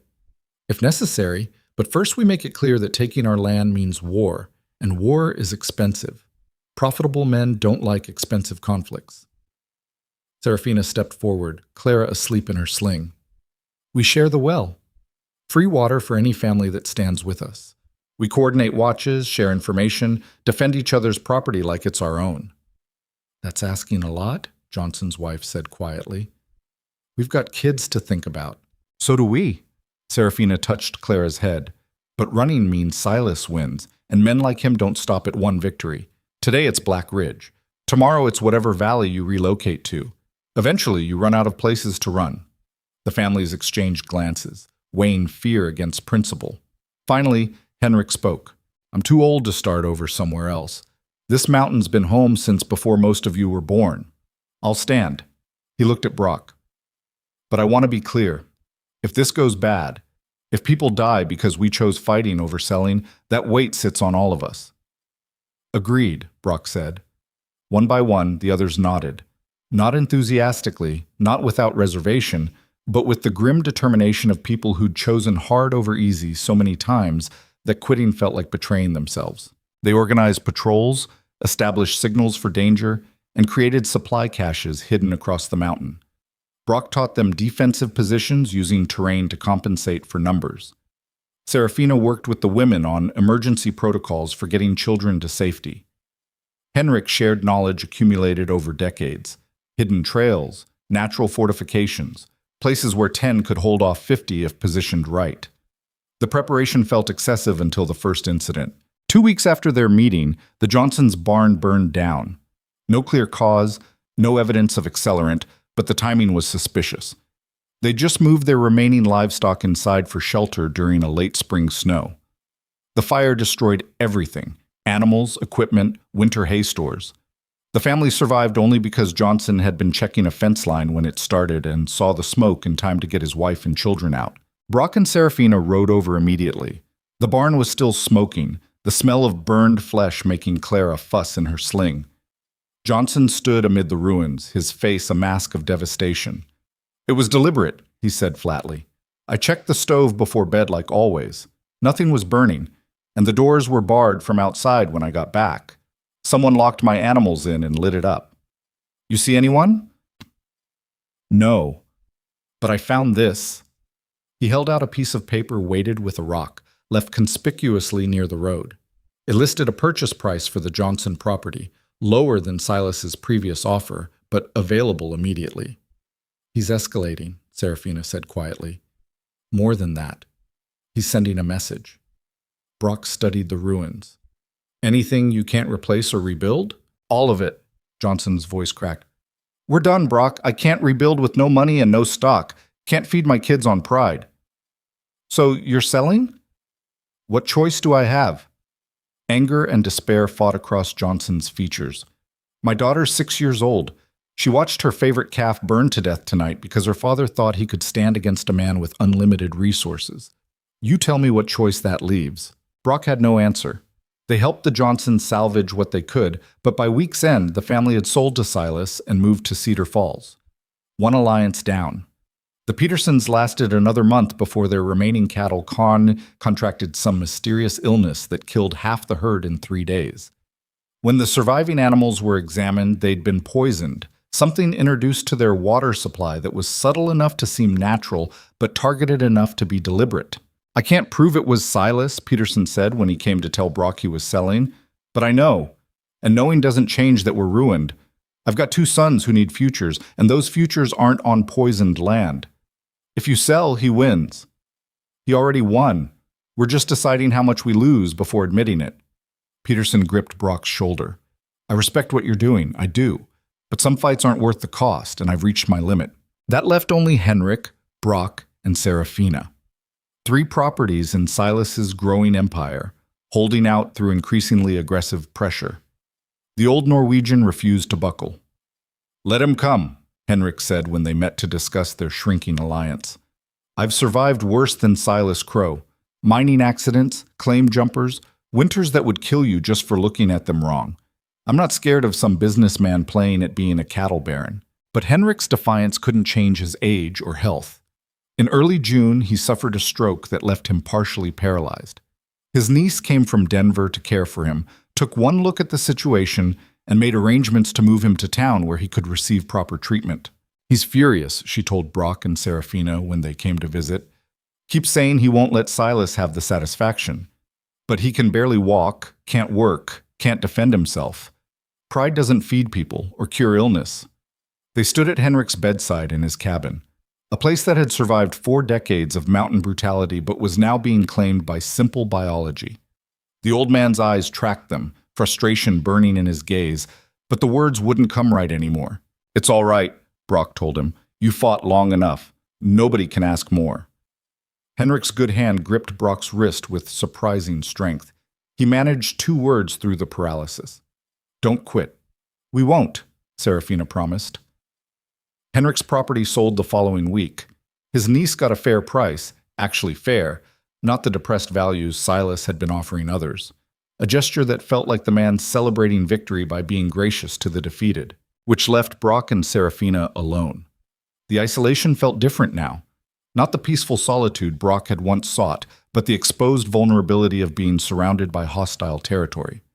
Silas owned everything around them, every neighboring property, every access road except the main trail to Cedar Falls, every water source but their well. They were an island in his ocean, and he was patient enough to wait for them to drown. We should talk about this rationally, Serafina said one evening. They sat outside watching Clara, now 4 months old and growing stronger daily, attempt to roll over on a blanket.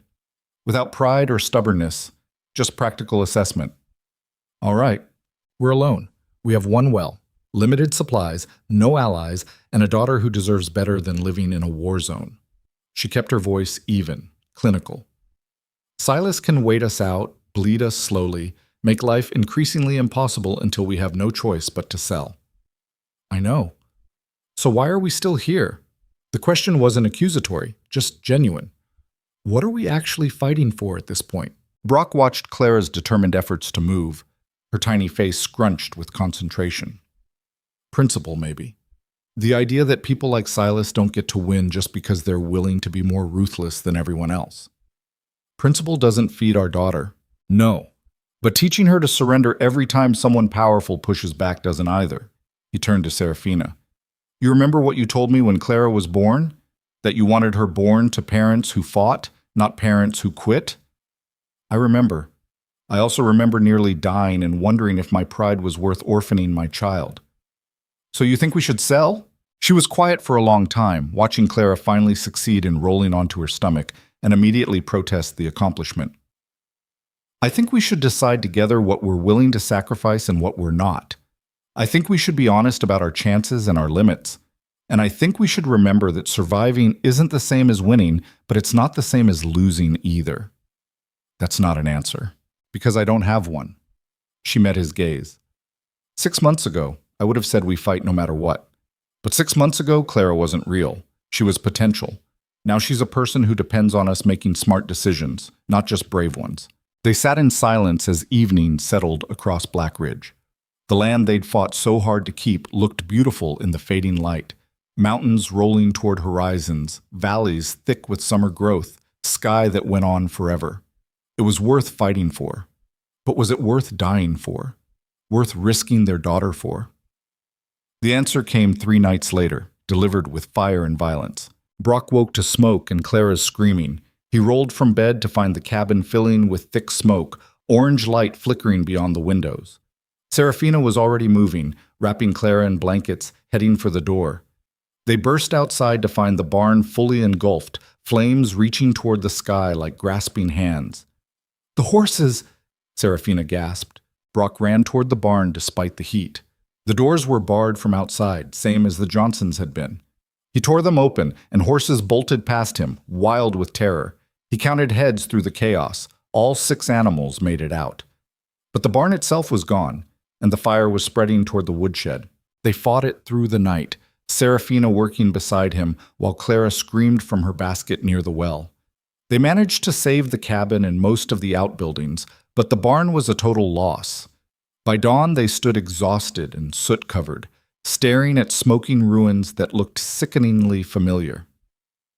"This is how it ends," Serafina said quietly, "not with negotiation or legal pressure. With fire in the night until we give up or die." Brock found the same weighted note Johnson had received. Same format, same message. An offer, lower than before, available immediately. Accept or face worse. "We go to the law," he said. "This is arson. Criminal." "The law?" Serafina laughed bitterly. "Brock, the sheriff is Silas's cousin. The town council is people who've sold to him or want to. Who exactly do you think will enforce justice against the richest man in the territory?" She was right. They both knew it. Frontier justice favored those with resources, and Silas had systematically positioned himself as the region's primary power. Reporting the fire would accomplish nothing except showing weakness. "Then what?" Brock demanded. "We wait for the next fire? The next poisoning? Let him escalate until one of us is dead?" "No. We do what people without power have always done." Her gaze hardened. "We make him hurt worse than he's hurting us." Over the next week, they planned carefully. Silas's strength was his consolidated holdings and resources. His weakness was the same. Everything tied to specific properties with specific vulnerabilities. If his cattle needed water, his timber needed protection, his infrastructure needed maintenance, then disrupting those needs would cost him money and time. They started small. Fence lines mysteriously failed on Silas's eastern property, letting cattle wander onto federal land where retrieving them was expensive and time-consuming. Equipment left in fields overnight developed problems: broken axles, fouled engines, missing parts. Water troughs mysteriously contaminated with harmless but foul-tasting minerals that made livestock refuse to drink. Nothing violent, nothing that directly harmed animals or people, but each incident cost Silas money and credibility, made his operation look disorganized and poorly managed. His response was predictably aggressive. More fires attempted, more subtle poisonings, more pressure applied to their shrinking resources. But Brock and Serafina had learned to be careful, to watch constantly, to sleep in shifts with weapons close. They'd become guerrilla fighters in a war they'd never wanted, defending land that felt less like home and more like a battlefield. "This is insane," Serafina said after they'd foiled another arson attempt. "We're living like soldiers. You want to stop?" "I want this to be over, one way or another." She adjusted Clara, now sleeping through chaos that would terrify most infants. "But I don't know how it ends except with someone getting killed." The answer came from an unexpected direction. Martha Hendricks appeared at their cabin one afternoon, riding alone and looking uncomfortable. She'd been one of Serafina's earliest critics in Cedar Falls, a pillar of conventional morality who'd considered the mountain bride scandalous and improper. "Mrs. Maddox," Martha said stiffly, "may I speak with you?" Serafina gestured her inside, curious and wary. Martha accepted tea with trembling hands, clearly struggling with something. "I've come to apologize," she finally said, "and to warn you." "Warn us about what?" "Silas Crow. He's planning something larger than burned barns or poisoned cattle." Martha set her cup down. "My husband does business with him. I've overheard conversations. Silas is bringing in serious men, not ranch hands, not intimidators, real violence professionals."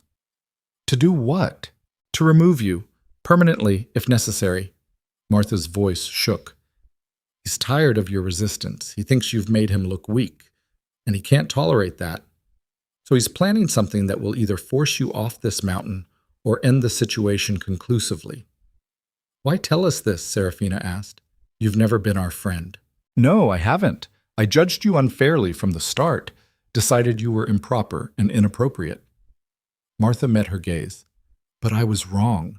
You've proven yourself stronger and more principled than anyone I know, and what Silas is planning, it's murder. I can't be party to that, even by silence." "When?" "Within the week. That's all I know." After Martha left, Brock and Serafina faced their darkest choice yet. They could run, pack what they could carry, abandon the property, disappear before Silas's hired killers arrived. They'd lose everything, but they'd live. Or they could fight, knowing the odds were stacked impossibly against them. "If we run, he wins," Brock said. "If we fight, we might die. Clara might be orphaned." Serafina's voice was steady, but her hands shook. "I keep trying to find the brave choice, the principled choice, but all I see are different ways to fail her. Maybe there's no good choice. Maybe there's just the choice we can live with." They looked at Clara, sleeping peacefully in her cradle, innocent of the violence circling her family. She deserved parents who protected her, who made smart decisions based on her welfare rather than pride. But she also deserved parents who stood for something, who didn't teach her that power always wins and resistance is futile. "I can't run," Serafina admitted. "I've tried being that person, choosing safety over principle. It nearly destroyed me." "I can't either," Brock said. "This land, it's more than property. It's proof that someone like me can build something lasting, that outcasts and misfits can carve out space in a world that doesn't want them." They held each other in the fading light, holding their daughter between them, knowing they'd chosen the dangerous path and hoping desperately it wouldn't cost Clara everything. The attack came 4 nights later, announced by torches and gunfire and men who'd been paid enough not to care about justice or mercy. Brock was on watch when he saw the first torch emerge from the tree line, then another, then 6 more, spreading in a coordinated pattern that spoke of military training rather than ranch work. His stomach turned to ice. "Serafina," he called quietly into the cabin. "They're here." She appeared instantly, rifle in hand, Clara bundled in a leather carrier strapped to her back. They'd prepared for this. Had a plan. Had positions. Had escape routes mapped. But seeing actual torches advancing through darkness made all their preparation feel desperately inadequate. "How many?" Her voice was steady despite the fear in her eyes. 8 that I can see. Could be more. They'll burn everything, probably. But we're not in the buildings when they do." Brock grabbed the pack they'd prepared, stuffed with essentials and Clara's supplies. "You remember the plan? I take Clara to the cave. You hold them here long enough for us to get clear, then follow the northern trail." She gripped his arm. "Brock, if something happens..." "Nothing's happening. We stick to the plan." "Stick to..." The torchbearers were close enough now that Brock could make out faces. Hard men, professionals, spreading out to surround the property. In the center rode Silas Crow himself, mounted on a gray horse, watching his hired violence with the detached interest of someone who'd paid for a service and expected results. Brock stepped into the open, his massive frame illuminated by the cabin's lamplight. The approaching men stopped, clearly not expecting confrontation. "That's far enough," Brock called out. Silas urged his horse forward. "Brock Maddox, I'd hoped you'd be reasonable, but I suppose some men need object lessons in reality. You're trespassing. Turn around and leave." "Or what? You'll stop all of us?" Silas's smile was cold amusement. I've been patient, offered fair prices, tried negotiation, even tolerated your little acts of sabotage. But patience has limits, and mine expired when you cost me a timber contract because my equipment kept mysteriously failing. Don't know what you're talking about. Of course you don't. Silas gestured to his men. These gentlemen are here to deliver a final message. You have 1 hour to gather whatever you can carry and leave Black Ridge forever. After that, everything burns. If you're still here, you burn with it. We're not leaving. Then you're a fool and a terrible father. Silas's gaze swept the cabin. I know your wife and child are in there. I know you've packed supplies like you're planning some heroic last stand, but heroism doesn't stop fire, Brock. It just gets people killed. Brock's hands clenched. Every instinct screamed to charge forward, to use his size and strength to tear through these hired thugs. But Silas had positioned his men well. Too spread out to rush, too many to fight, all armed and clearly experienced. 1 hour, Silas repeated. Then we torch everything, starting with the cabin. Choose wisely.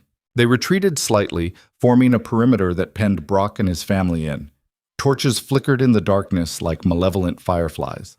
Brock backed toward the cabin, mind racing. Inside, Serafina had already moved Clara to the root cellar, a hidden space beneath the kitchen they'd expanded and stocked for exactly this scenario. The entrance was concealed under a heavy rug and reinforced trap door. Not perfect, but better than nothing. 1 hour, Brock said. Then they burn us out. The cellar won't protect us from fire. No, but it'll hide you long enough for them to think we ran. He knelt beside the opening. You stay down there quiet. Don't come out until morning, no matter what you hear. And where will you be? Drawing them away, making them think we fled north. He gripped her shoulders. They want to see us run. I'll give them that. Lead them on a chase while you and Clara stay hidden. That's suicide. You can't outrun 8 men through terrain they can track. I can try. He pulled her close, kissed her hard. Henrik showed me places even locals don't know. I get to those. I can disappear. Brock, this is the only way we all survive. I lead them off, you stay hidden with Clara, and tomorrow when they're gone, you take what you can and get to Cedar Falls. Martha Hendricks will help you. Serafina's eyes filled with tears she refused to let fall. I won't leave you. You will. For Clara. He touched their daughter's sleeping face. She needs her mother. She needs someone who'll fight for her, raise her strong, teach her that bastards like Silas don't always win. She needs her father too. Maybe. But if it's a choice between both parents dead or one parent alive, the math is simple. He kissed Clara's forehead, breathing in her infant smell, memorizing the weight of her in his arms. Then he handed her to Serafina. I love you both. Remember that. Brock, please, get in the cellar, now. She descended the ladder with Clara clutched to her chest, her face a mask of devastation and rage. Brock lowered the trap door, replaced the rug, and scattered furniture to make the room look hastily abandoned. Then he grabbed his rifle, stuffed his pockets with ammunition, and prepared to become the most visible target possible. He burst from the cabin at a run, heading north toward the trails Henrik had shown him. Behind him, shouts erupted. Torches shifted, following his movement. Gunfire cracked through the night, bullets whining past his head. He ran harder, using his long stride to eat ground, crashing through brush with enough noise that they couldn't miss his direction. The chase was on. Brock knew these trails better than any hired gun from Denver or Salt Lake, but not well enough to navigate them blind in darkness while being shot at. He stumbled over roots, crashed through branches, felt his shoulder tear open on something sharp. Blood ran warm down his arm, but he kept moving. Behind him, the pursuit closed in. These men were professionals. They knew how to track, how to coordinate, how to herd prey toward predetermined kill zones.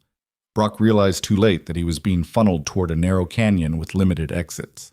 He changed direction abruptly, diving into thick underbrush that tore at his clothes and skin.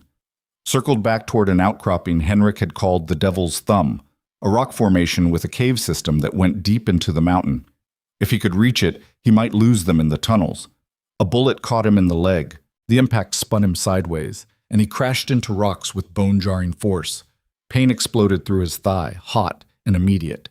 He scrambled into cover, pressing his hand against the wound. The bullet had gone through, which was good, but he was bleeding heavily and couldn't run anymore. Torchlight flickered closer. Voices called to each other, coordinating positions. Brock levered himself behind a boulder, raised his rifle, and fired toward the nearest torch. The light dropped, and someone screamed. He worked the bolt, fired again, heard another curse. "He's armed!" someone shouted. "Careful approach!" Brock used the pause to tear a strip from his shirt, wrap it tight around his bleeding leg. The pain was savage but manageable. He'd been hurt worse. At least that's what he told himself while his vision swam and nausea threatened to overwhelm him. More gunfire erupted, chips of stone exploding around him. He returned fire methodically, making each shot count, trying to create the impression of a fortified position rather than a bleeding man hiding behind rocks. The attackers held back, apparently unwilling to charge a position that might have multiple armed defenders. "Brock Maddox," Silas's voice carried through the darkness. "You're bleeding out behind that rock. We can wait all night while you weaken, or you can surrender and receive medical attention." "Go to hell!" Defiant to the end. "I respect that truly, but it changes nothing." A pause. "Where's your family, Brock?" "We searched the cabin, found it empty. Did they run while you played hero, or are they hiding somewhere close, waiting for you to save them?" Brock's blood ran cold. If they'd searched the cabin, they'd been inside. Had they found the cellar? He strained to hear anything from that direction, but heard only his own ragged breathing and the crackle of approaching torches.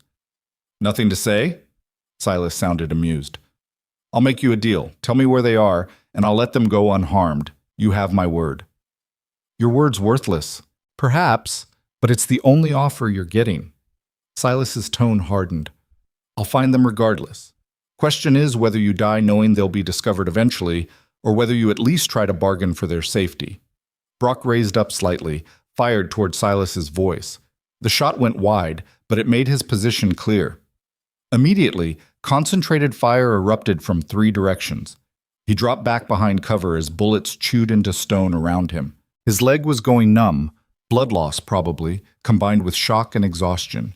He led them away from Serafina and Clara, giving them time to stay hidden. But he was running out of ammunition and consciousness, and these men weren't going anywhere. A new sound cut through the night. Hoofbeats, multiple riders approaching fast. Brock's heart sank. Reinforcements. Silas had brought even more men than he'd shown initially, but the gunfire that erupted wasn't aimed at Brock. Riders burst from the tree line, scattering Silas's hired men. In the chaos and muzzle flash, Brock recognized faces from Cedar Falls.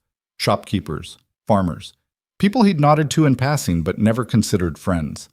Leading them was Martha Hendricks, of all people, holding a rifle with surprising competence. "Federal marshals in Cedar Falls," Martha shouted.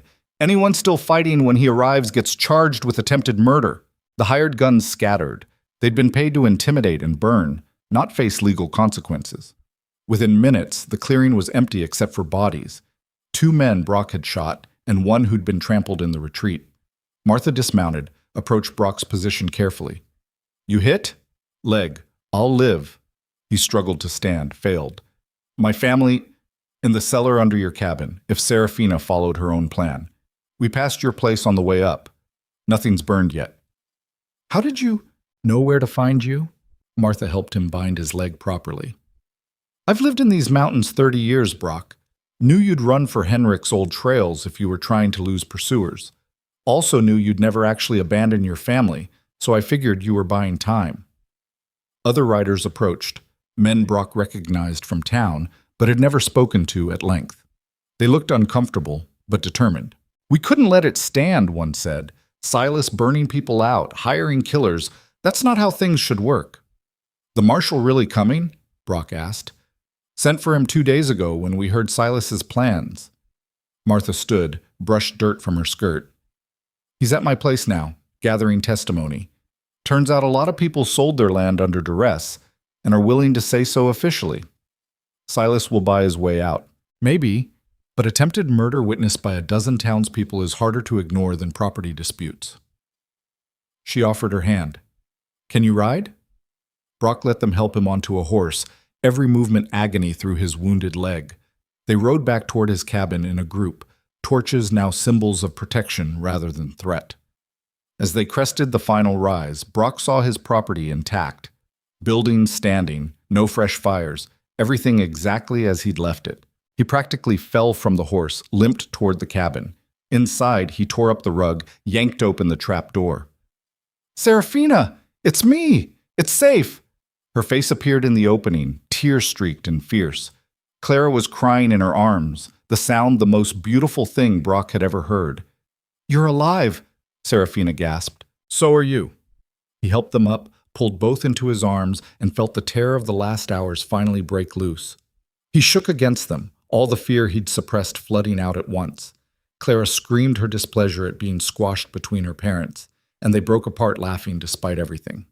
Martha appeared in the doorway with several townspeople, all politely averting their eyes from the family reunion. "Marshall wants statements from both of you," Martha said. "But that can wait until morning. Tonight, you should rest." "What about Silas?" "Rode off when my people arrived. He's not stupid enough to stick around when the law's involved." Martha's expression was grim. "But he's also not finished. Men like him don't surrender because of one setback." She was right, and Brock knew it. They'd survived the night, but the war wasn't over. Silas had too much invested in Black Ridge to simply accept defeat. He'd regroup, find new approaches, apply pressure through channels they hadn't anticipated. Over the next week, the situation clarified in unexpected ways. The federal marshal, a lean man named Garrett with eyes that missed nothing, collected testimony from everyone Silas had pressured or threatened.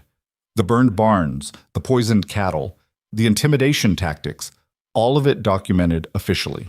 But Silas had been careful.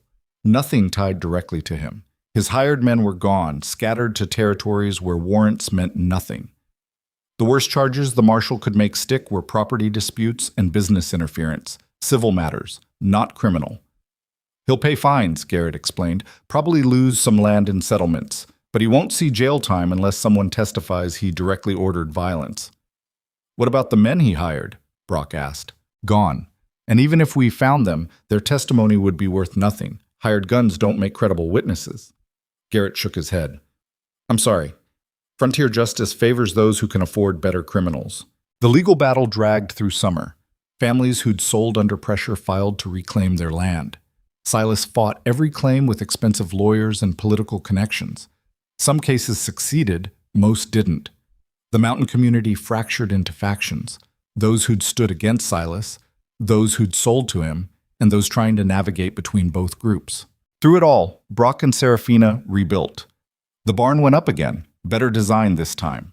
They restocked livestock carefully, diversified their holdings to reduce vulnerability. Clara grew from infant to baby who could sit up, babble, and reach for everything with determined hands. The town's attitude shifted gradually.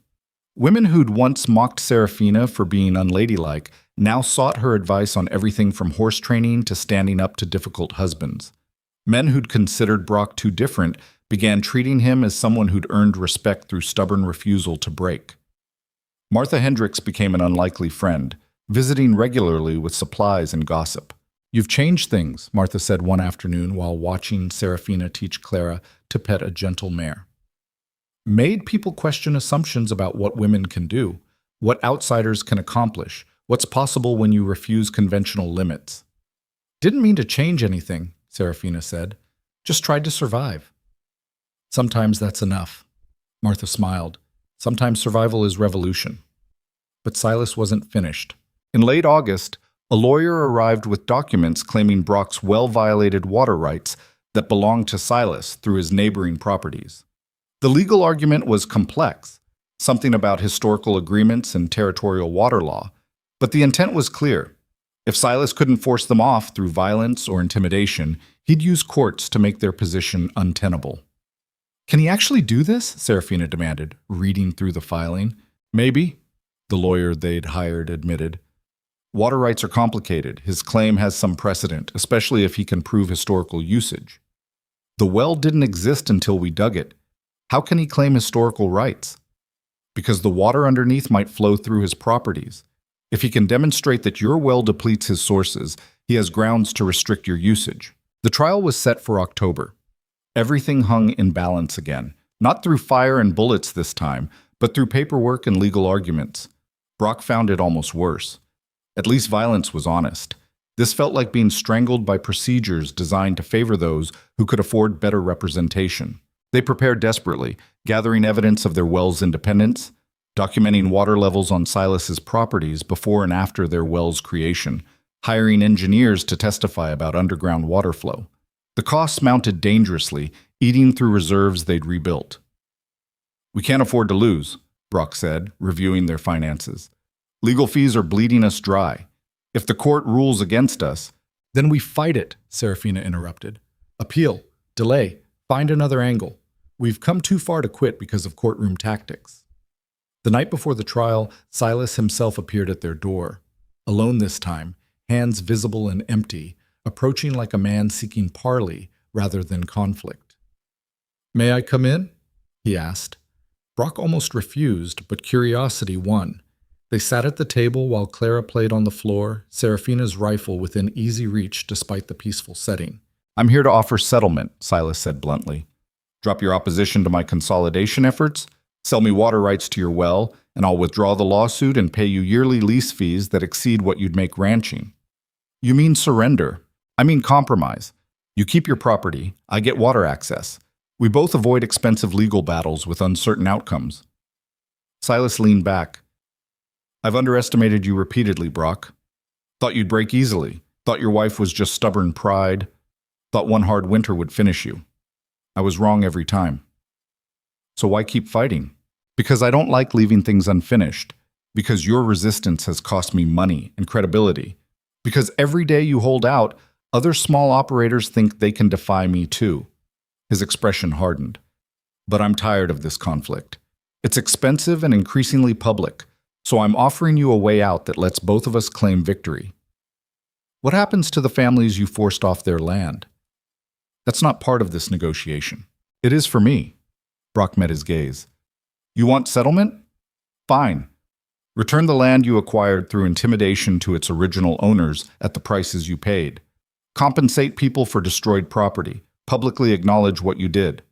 Silas laughed. "You're joking." "Dead serious." "Why would I agree to that? I'd lose a fortune and destroy my own reputation." "Because the alternative is me winning this lawsuit, then filing criminal charges for everything you've done, then spending every dollar I have making your life as difficult as you've made mine." Brock's voice stayed level. "You want this finished? Those are my terms." "You're bluffing. You can't afford a prolonged fight." "Neither can you. Not really. You've got investors, partners, people who expect returns.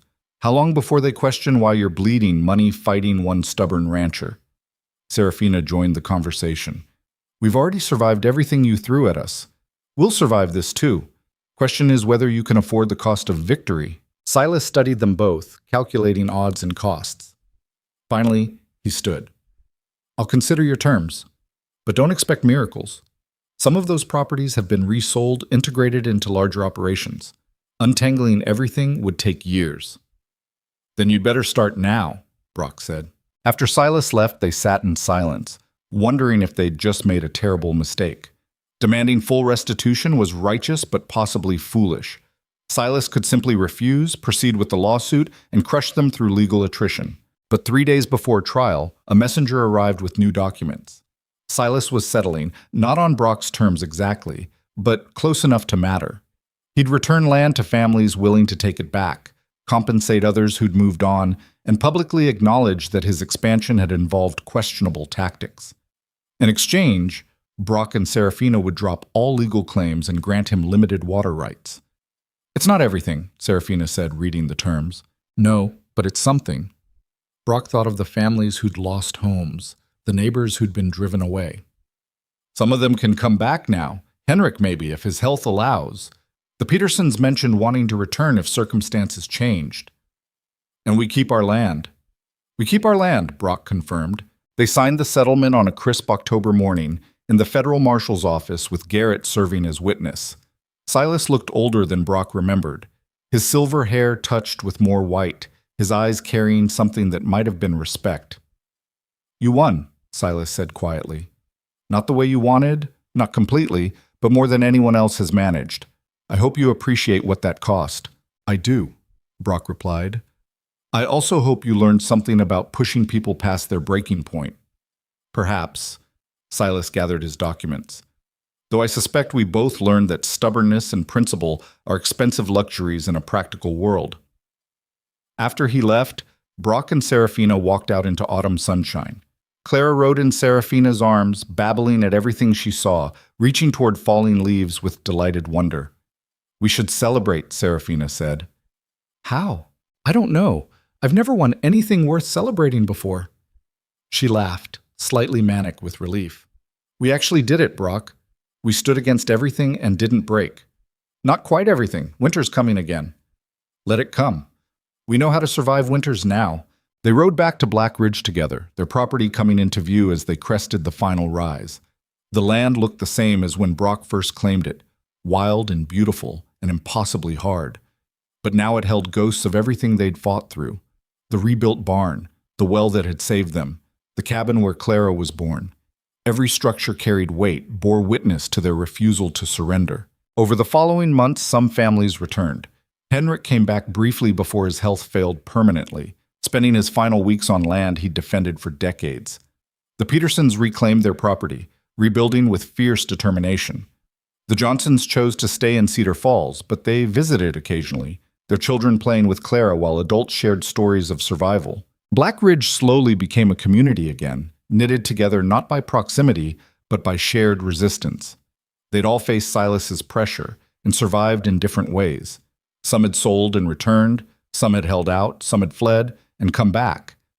But they'd all made choices under impossible circumstances, and that shared experience created bonds stronger than geography. Serafina found her place in this community not by conforming, but by being exactly who she'd always been. She trained horses for other families, taught riding to children, and became the person women sought when they needed advice about standing firm against husbands or society or their own doubts. Brock discovered that his size and strength mattered less than his willingness to help. He dug wells for neighbors, raised barns, settled disputes through patient mediation. The mountain giant became the mountain's stabilizing force, someone people turned to when problems seemed insurmountable. Clara grew into a toddler who feared nothing, climbed everything, and possessed her mother's stubborn refusal to accept limits. She'd been born in crisis, raised through conflict, and somehow emerged joyful despite everything. Watching her discover the world with fearless curiosity, Brock understood that they'd won something more important than land or legal victories. They'd won the right to define themselves on their own terms, to build a life that defied conventions and expectations, to prove that being different wasn't weakness but strength. Winter came again, as it always did, but this time they faced it with full stores, reliable water, strong buildings, and allies who'd stand with them against whatever came next. The season would be hard. Seasons in the mountains were always hard, but hard wasn't the same as impossible. As snow fell on Black's Ridge, Brock stood outside the cabin watching his family through the window. Serafina was teaching Clara some hand game by the fire, both of them laughing at Clara's clumsy attempts. The sound carried through the cold air, a declaration that joy could exist even in the hardest places, that love could flourish despite impossible odds. He'd come to this mountain seeking solitude and found something infinitely better, a woman who challenged him to be more than his size, a daughter who embodied hope despite brutal circumstances, a community that had chosen principle over comfort. The mountain hadn't broken them. Instead, they'd broken the mountain's reputation for being unconquerable. And that victory, more than any legal settlement or reclaimed land, was worth every moment of struggle they'd endured. Spring arrived 3 years after the settlement, and with it came a visitor Brock never expected to see again. Silas Crow rode up the mountain trail alone, his gray horse moving carefully over ground still muddy from snowmelt. He looked diminished somehow, not physically smaller, but carrying himself with less certainty than before. Brock watched him approach from the porch where he'd been repairing Clara's wooden toys, the 3-year-old playing nearby with a collection of carved animals. "Brock Maddox, Silas called out, stopping a respectful distance away. "I come with a proposal, not a threat. Last proposal you made involved lawyers and water rights. And you beat me. Fairly, I might add." Silas dismounted, moved closer. His gaze fell on Clara, who stared at him with the unblinking suspicion of children who sense tension in adults. "Your daughter's grown." "They do that." Brock set aside the toy he'd been sanding. "What do you want, Silas?"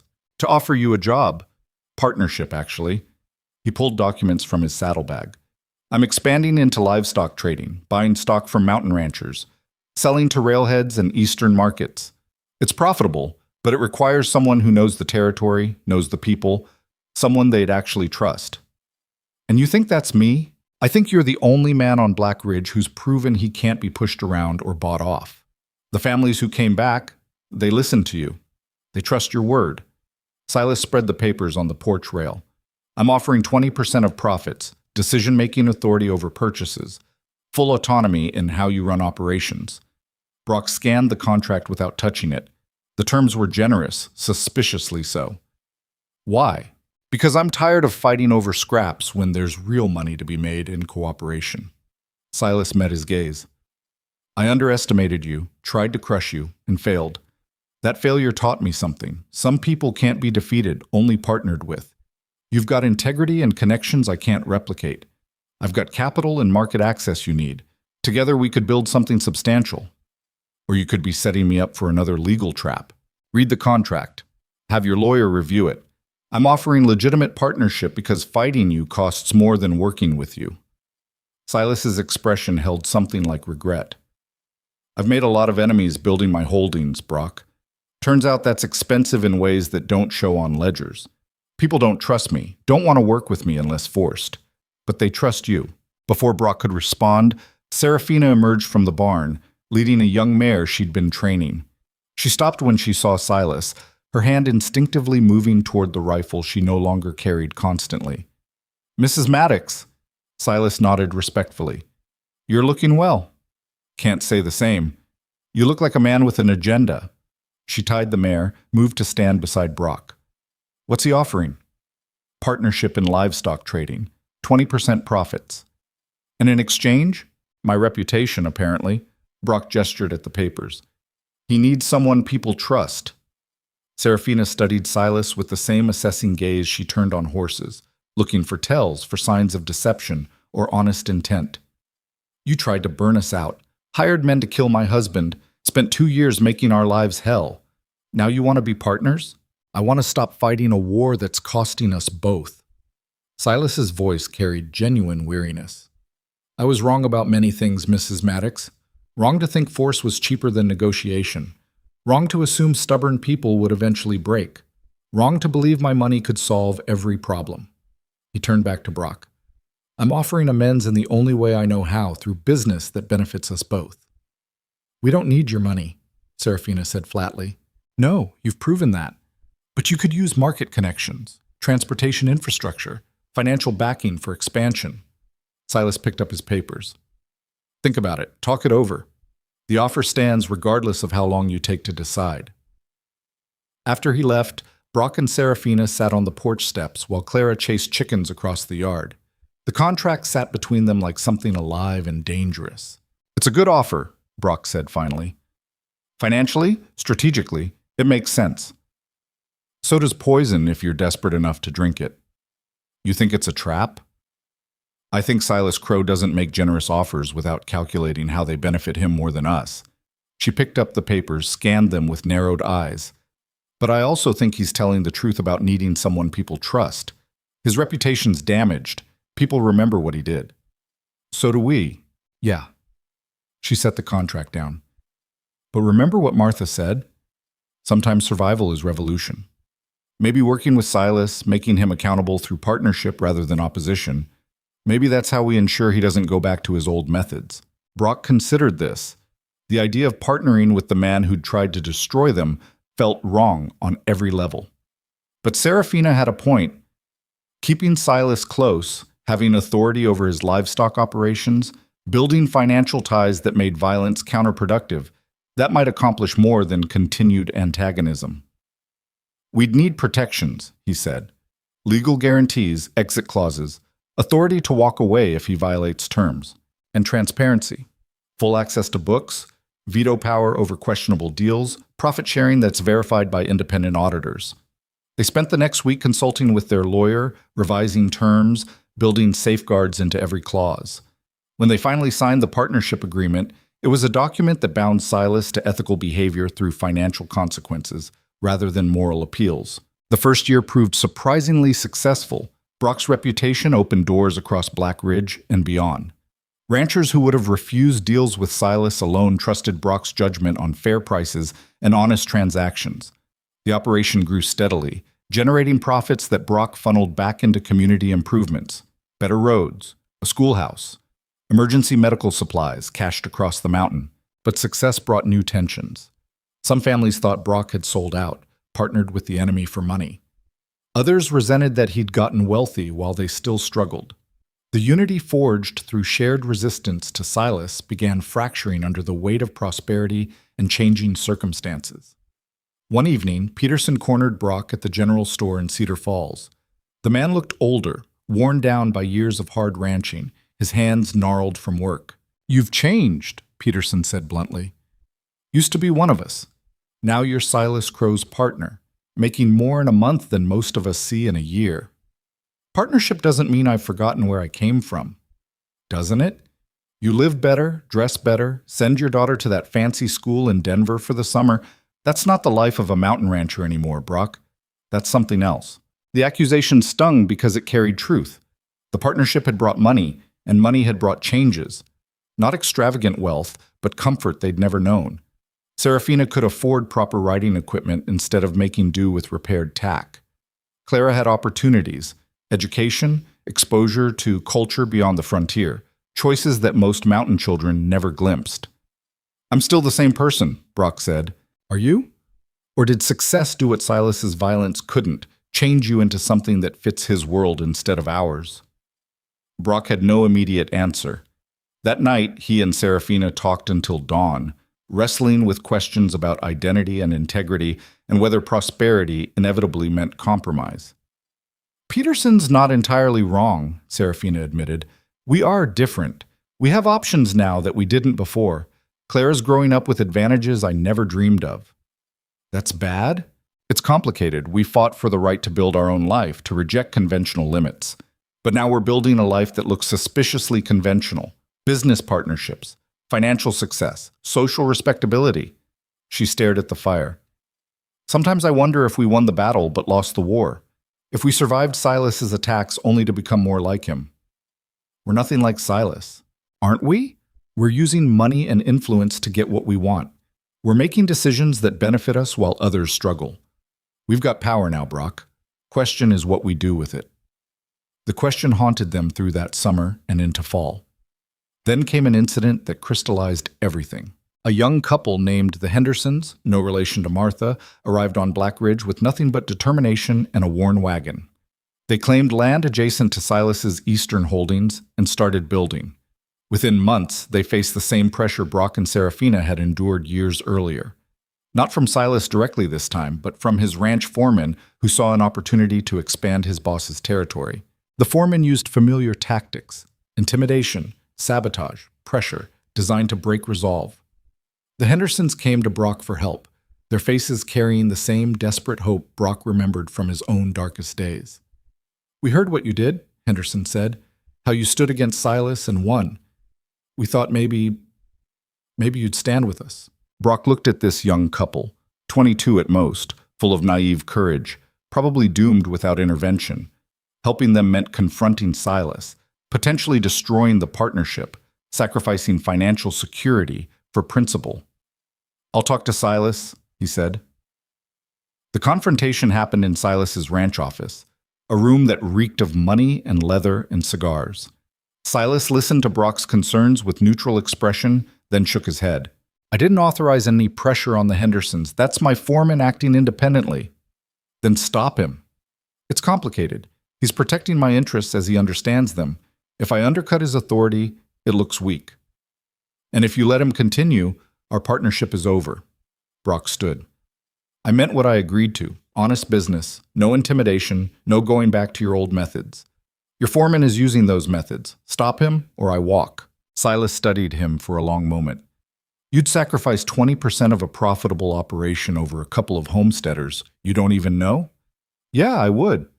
"Why? Principle, nostalgia, some misguided sense of solidarity with struggling farmers? Because the whole point of everything we fought for was proving that people like you don't get to crush people like them." Brock's voice hardened. "We partnered because I thought you'd learned something. If you haven't, then this whole thing is a waste of time." Silas leaned back in his chair, calculating odds and consequences. Finally, he nodded. I'll handle the foreman. The Hendersons can stay unmolested. And if this happens again? It won't. You have my word. Your word better be worth more now than it was 3 years ago. The foreman was dismissed, replaced with someone less aggressive. The Hendersons were left alone to build their homestead. Word spread across Black Ridge that Brock Maddox had confronted Silas Crow on behalf of strangers and won. The criticism about selling out faded, replaced with recognition that success hadn't erased his fundamental loyalties. But the incident forced Brock to confront uncomfortable truths. He'd built power through partnership with someone he didn't fully trust. He'd used that power for good this time, but power was seductive. How long before he started rationalizing questionable decisions? How long before protecting his own interests mattered more than protecting others? We're always going to be fighting this, Serafina said when he shared these thoughts. Success doesn't erase the temptation to compromise. Money doesn't automatically corrupt, but it makes corruption easier to justify. So what do? We stay vigilant. We remember where we came from. We use what we've built to help others build too. She took his hand. And we teach Clara that power is responsibility, not privilege. That having more means owing more, not deserving more. Clara, now approaching 5 years old, was already showing signs of inheriting her parents' stubborn independence. She refused dresses in favor of practical clothes, preferred horses to dolls, and questioned everything with the relentless curiosity of someone who'd never been taught that questions were inappropriate. One afternoon, she asked Brock why some families had big houses while others lived in small cabins. Because some people have more money, he answered carefully. Why? Different reasons. Some worked harder, some got lucky, some inherited it. Is that fair? The question, delivered with 5-year-old directness, cut to the core of everything Brock had been wrestling with. No, it's not fair. But fair and reality don't always match. Then shouldn't we make it fair? How would we do that? Clara thought about this with the seriousness she brought to all problems. Share. Mama says sharing is important. Out of the mouths of children, Brock thought. The simplicity of it, share, reduced complex economic and moral questions to their essence. He and Serafina had more now. Clara was right. They should share. They started small. Brock used partnership profits to fund low-interest loans for families wanting to expand operations or recover from setbacks. Serafina opened a training program, teaching young women horse handling and ranch management skills usually reserved for men. They worked with Martha Hendricks to establish a community fund for emergencies, medical crises, fire losses, disasters that could destroy families. The changes were incremental, not revolutionary. But they shifted Black Ridge's trajectory from every family for itself toward something resembling mutual support. Families helped each other with harvests, shared equipment, coordinated on infrastructure projects that benefited everyone. It wasn't perfect. People still fought, still resented perceived inequities, still struggled with jealousy and pride. But the community became something more than a collection of isolated homesteads. It became a network of people who'd learned that survival sometimes required putting aside differences in favor of shared purpose. Years accumulated. Clara grew from child to gangly adolescent to young woman who could ride anything with 4 legs and outwork most men twice her size. She inherited Serafina's fearless spirit and Brock's quiet strength, combined with her own fierce intelligence that demanded answers for everything. "What am I supposed to do with my life?" she asked Brock one evening when she was 16. They were mending fence together, the work rhythmic and familiar. "Everyone assumes I'll marry some rancher's son, settle down, raise children, but that feels like surrender." To what? To expectations. To the idea that women are supposed to want certain things and nothing else. She hammered a post with unnecessary force. "I want more than that, Papa. I want to build something, see things, matter in ways that aren't defined by who I marry or how many children I have." Brock smiled despite the seriousness of her question. She sounded exactly like Serafina had that first night, declaring her refusal to shrink for anyone's comfort. "Then don't surrender," he said simply. "Your mother and I didn't fight our whole lives just to see you accept limits we rejected. But what does that look like, practically?" "I don't know. You'll have to figure that out yourself." He set down his hammer, faced her fully. "But I'll tell you what I've learned. Fighting for yourself is hard. But fighting for something bigger than yourself is harder and more important. Your mother and I fought for this land, for our right to live on our terms. But the fighting that mattered most was for other people. For the Hendersons, for families Silas tried to crush, for building something that outlasts us. Clara absorbed this, chewing her lip the way she did when thinking hard. So purpose matters more than freedom? Purpose gives freedom meaning. Otherwise, you're just free to drift. She went off to Denver for education the following year, against the advice of everyone who thought mountain girls had no business pursuing formal learning. She studied business and law, absorbing knowledge with the same fierce determination she brought to everything. When she returned 3 years later, she started working with small ranchers on land rights and water disputes, using legal knowledge to protect people who couldn't afford expensive lawyers. Watching her help a young couple defend their claim against a wealthy land speculator, Brock felt something profound settle in his chest. This was the legacy that mattered, not land or money or even the partnership with Silas, but a daughter who'd learned that strength meant protecting those weaker, that success meant obligation, that being different was power rather than curse. Silas died in his sleep at 73, leaving behind an empire that fractured immediately among squabbling heirs. The partnership dissolved, but by then Brock had built enough independent success that it barely mattered. He continued trading livestock, investing profits in community projects, serving as the person people turned to when problems needed solving. Serafina developed arthritis in her hands, but kept training horses well into her 60s, working through pain with the same stubbornness that had defined her from the beginning. She and Brock grew old together in the cabin on Black Ridge, their walls covered with photographs of Clara's accomplishments and grandchildren they spoiled shamelessly. On an autumn evening, 43 years after Brock had first claimed his mountain land, he and Serafina sat on their porch watching the sun set over peaks they'd defended through violence and drought and legal battles and simple grinding persistence. "You ever regret it?" Serafina asked. Her voice had grown rough with age, but the steel underneath remained unchanged. The fighting, the struggling, choosing hard over easy every single time. Brock thought about the question seriously, reviewing decades of memory. The fear when Clara was born, the desperation of digging the well, the terror of facing armed men in darkness, the constant pressure, the moments when surrender seemed rational, the times when he doubted everything. "No," he said finally, "I don't regret it." "Why not?"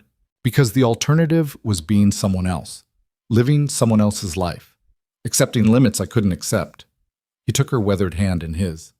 "We built something real, Serafina. Not perfect, not easy, but real. Our daughter knows who she is because we knew who we were. That matters more than comfort ever could." "We got lucky too. Could have ended differently." "Yeah. Could have died in that blizzard when Clara was born. Could have lost the well gamble. Could have been shot by Silas's hired guns. Luck played a role." He squeezed her hand gently. "But we made our own luck by refusing to quit, by standing when everyone expected us to fall." Serafina leaned her head against his massive shoulder, the two of them fitting together like they had for over 4 decades. "Think people will remember what we did here? Does it matter? Maybe not. But I'd like to think we changed something, made it easier for people like Clara, like the Hendersons, like everyone who comes after us and refuses to accept the world as they find it." "We did change something," Brock assured her. "Maybe not revolution, but evolution. Shifting what's possible, expanding what's acceptable. That's enough." They sat in comfortable silence as darkness settled across Black Ridge. Below them, lights flickered in cabins and homesteads, families living lives they'd chosen rather than accepting lives they'd been assigned. Not all of them, not even most. But enough that the mountain felt different than it had when Brock first arrived seeking solitude.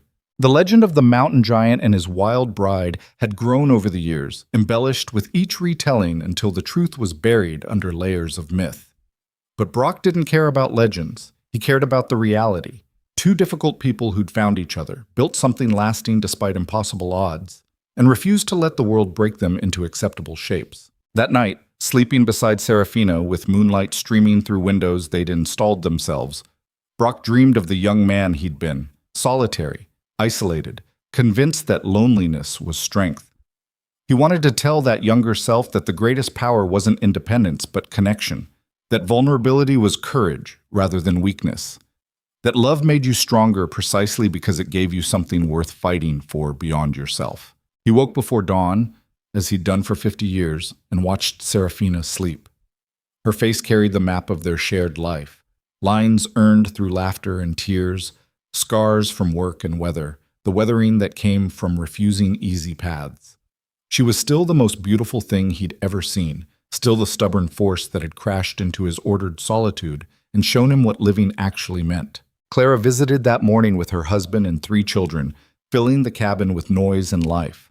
The grandchildren raced across property their grandfather had claimed from wilderness, playing in the shadow of the well that had saved them all, completely unaware that their freedom to be loud and wild and unconstrained had been purchased through battles they'd never fight themselves.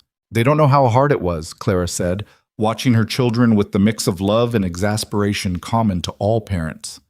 Good, Serafina replied. That means we succeeded. The point of fighting isn't to make future generations keep fighting the same battles.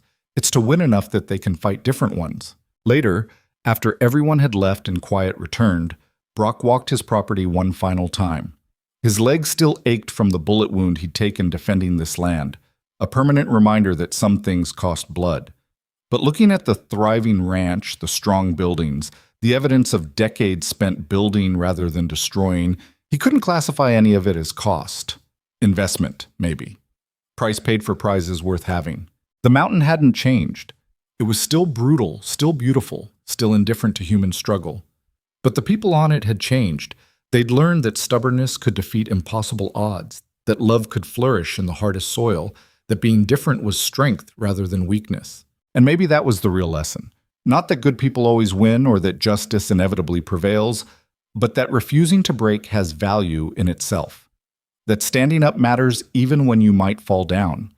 That fighting for what you believe in creates ripples that spread further than you'll ever see. Brock Maddox had come to Black Ridge seeking peace and solitude.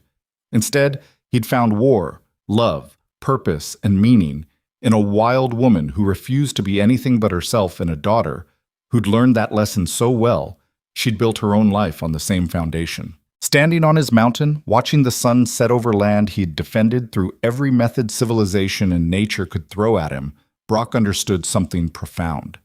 He'd searched for peace in the wrong place. Peace wasn't found in solitude or safety or comfort. It was found in knowing you'd lived according to principles that mattered, loved people worth fighting for, and left the world slightly better than you found it. The giant of Black Ridge had become something more than legend and less than myth. He'd become human in all the messy, complicated, beautiful ways that actually mattered, and that, more than any story people would tell about him, was worth every moment of struggle it took to get there.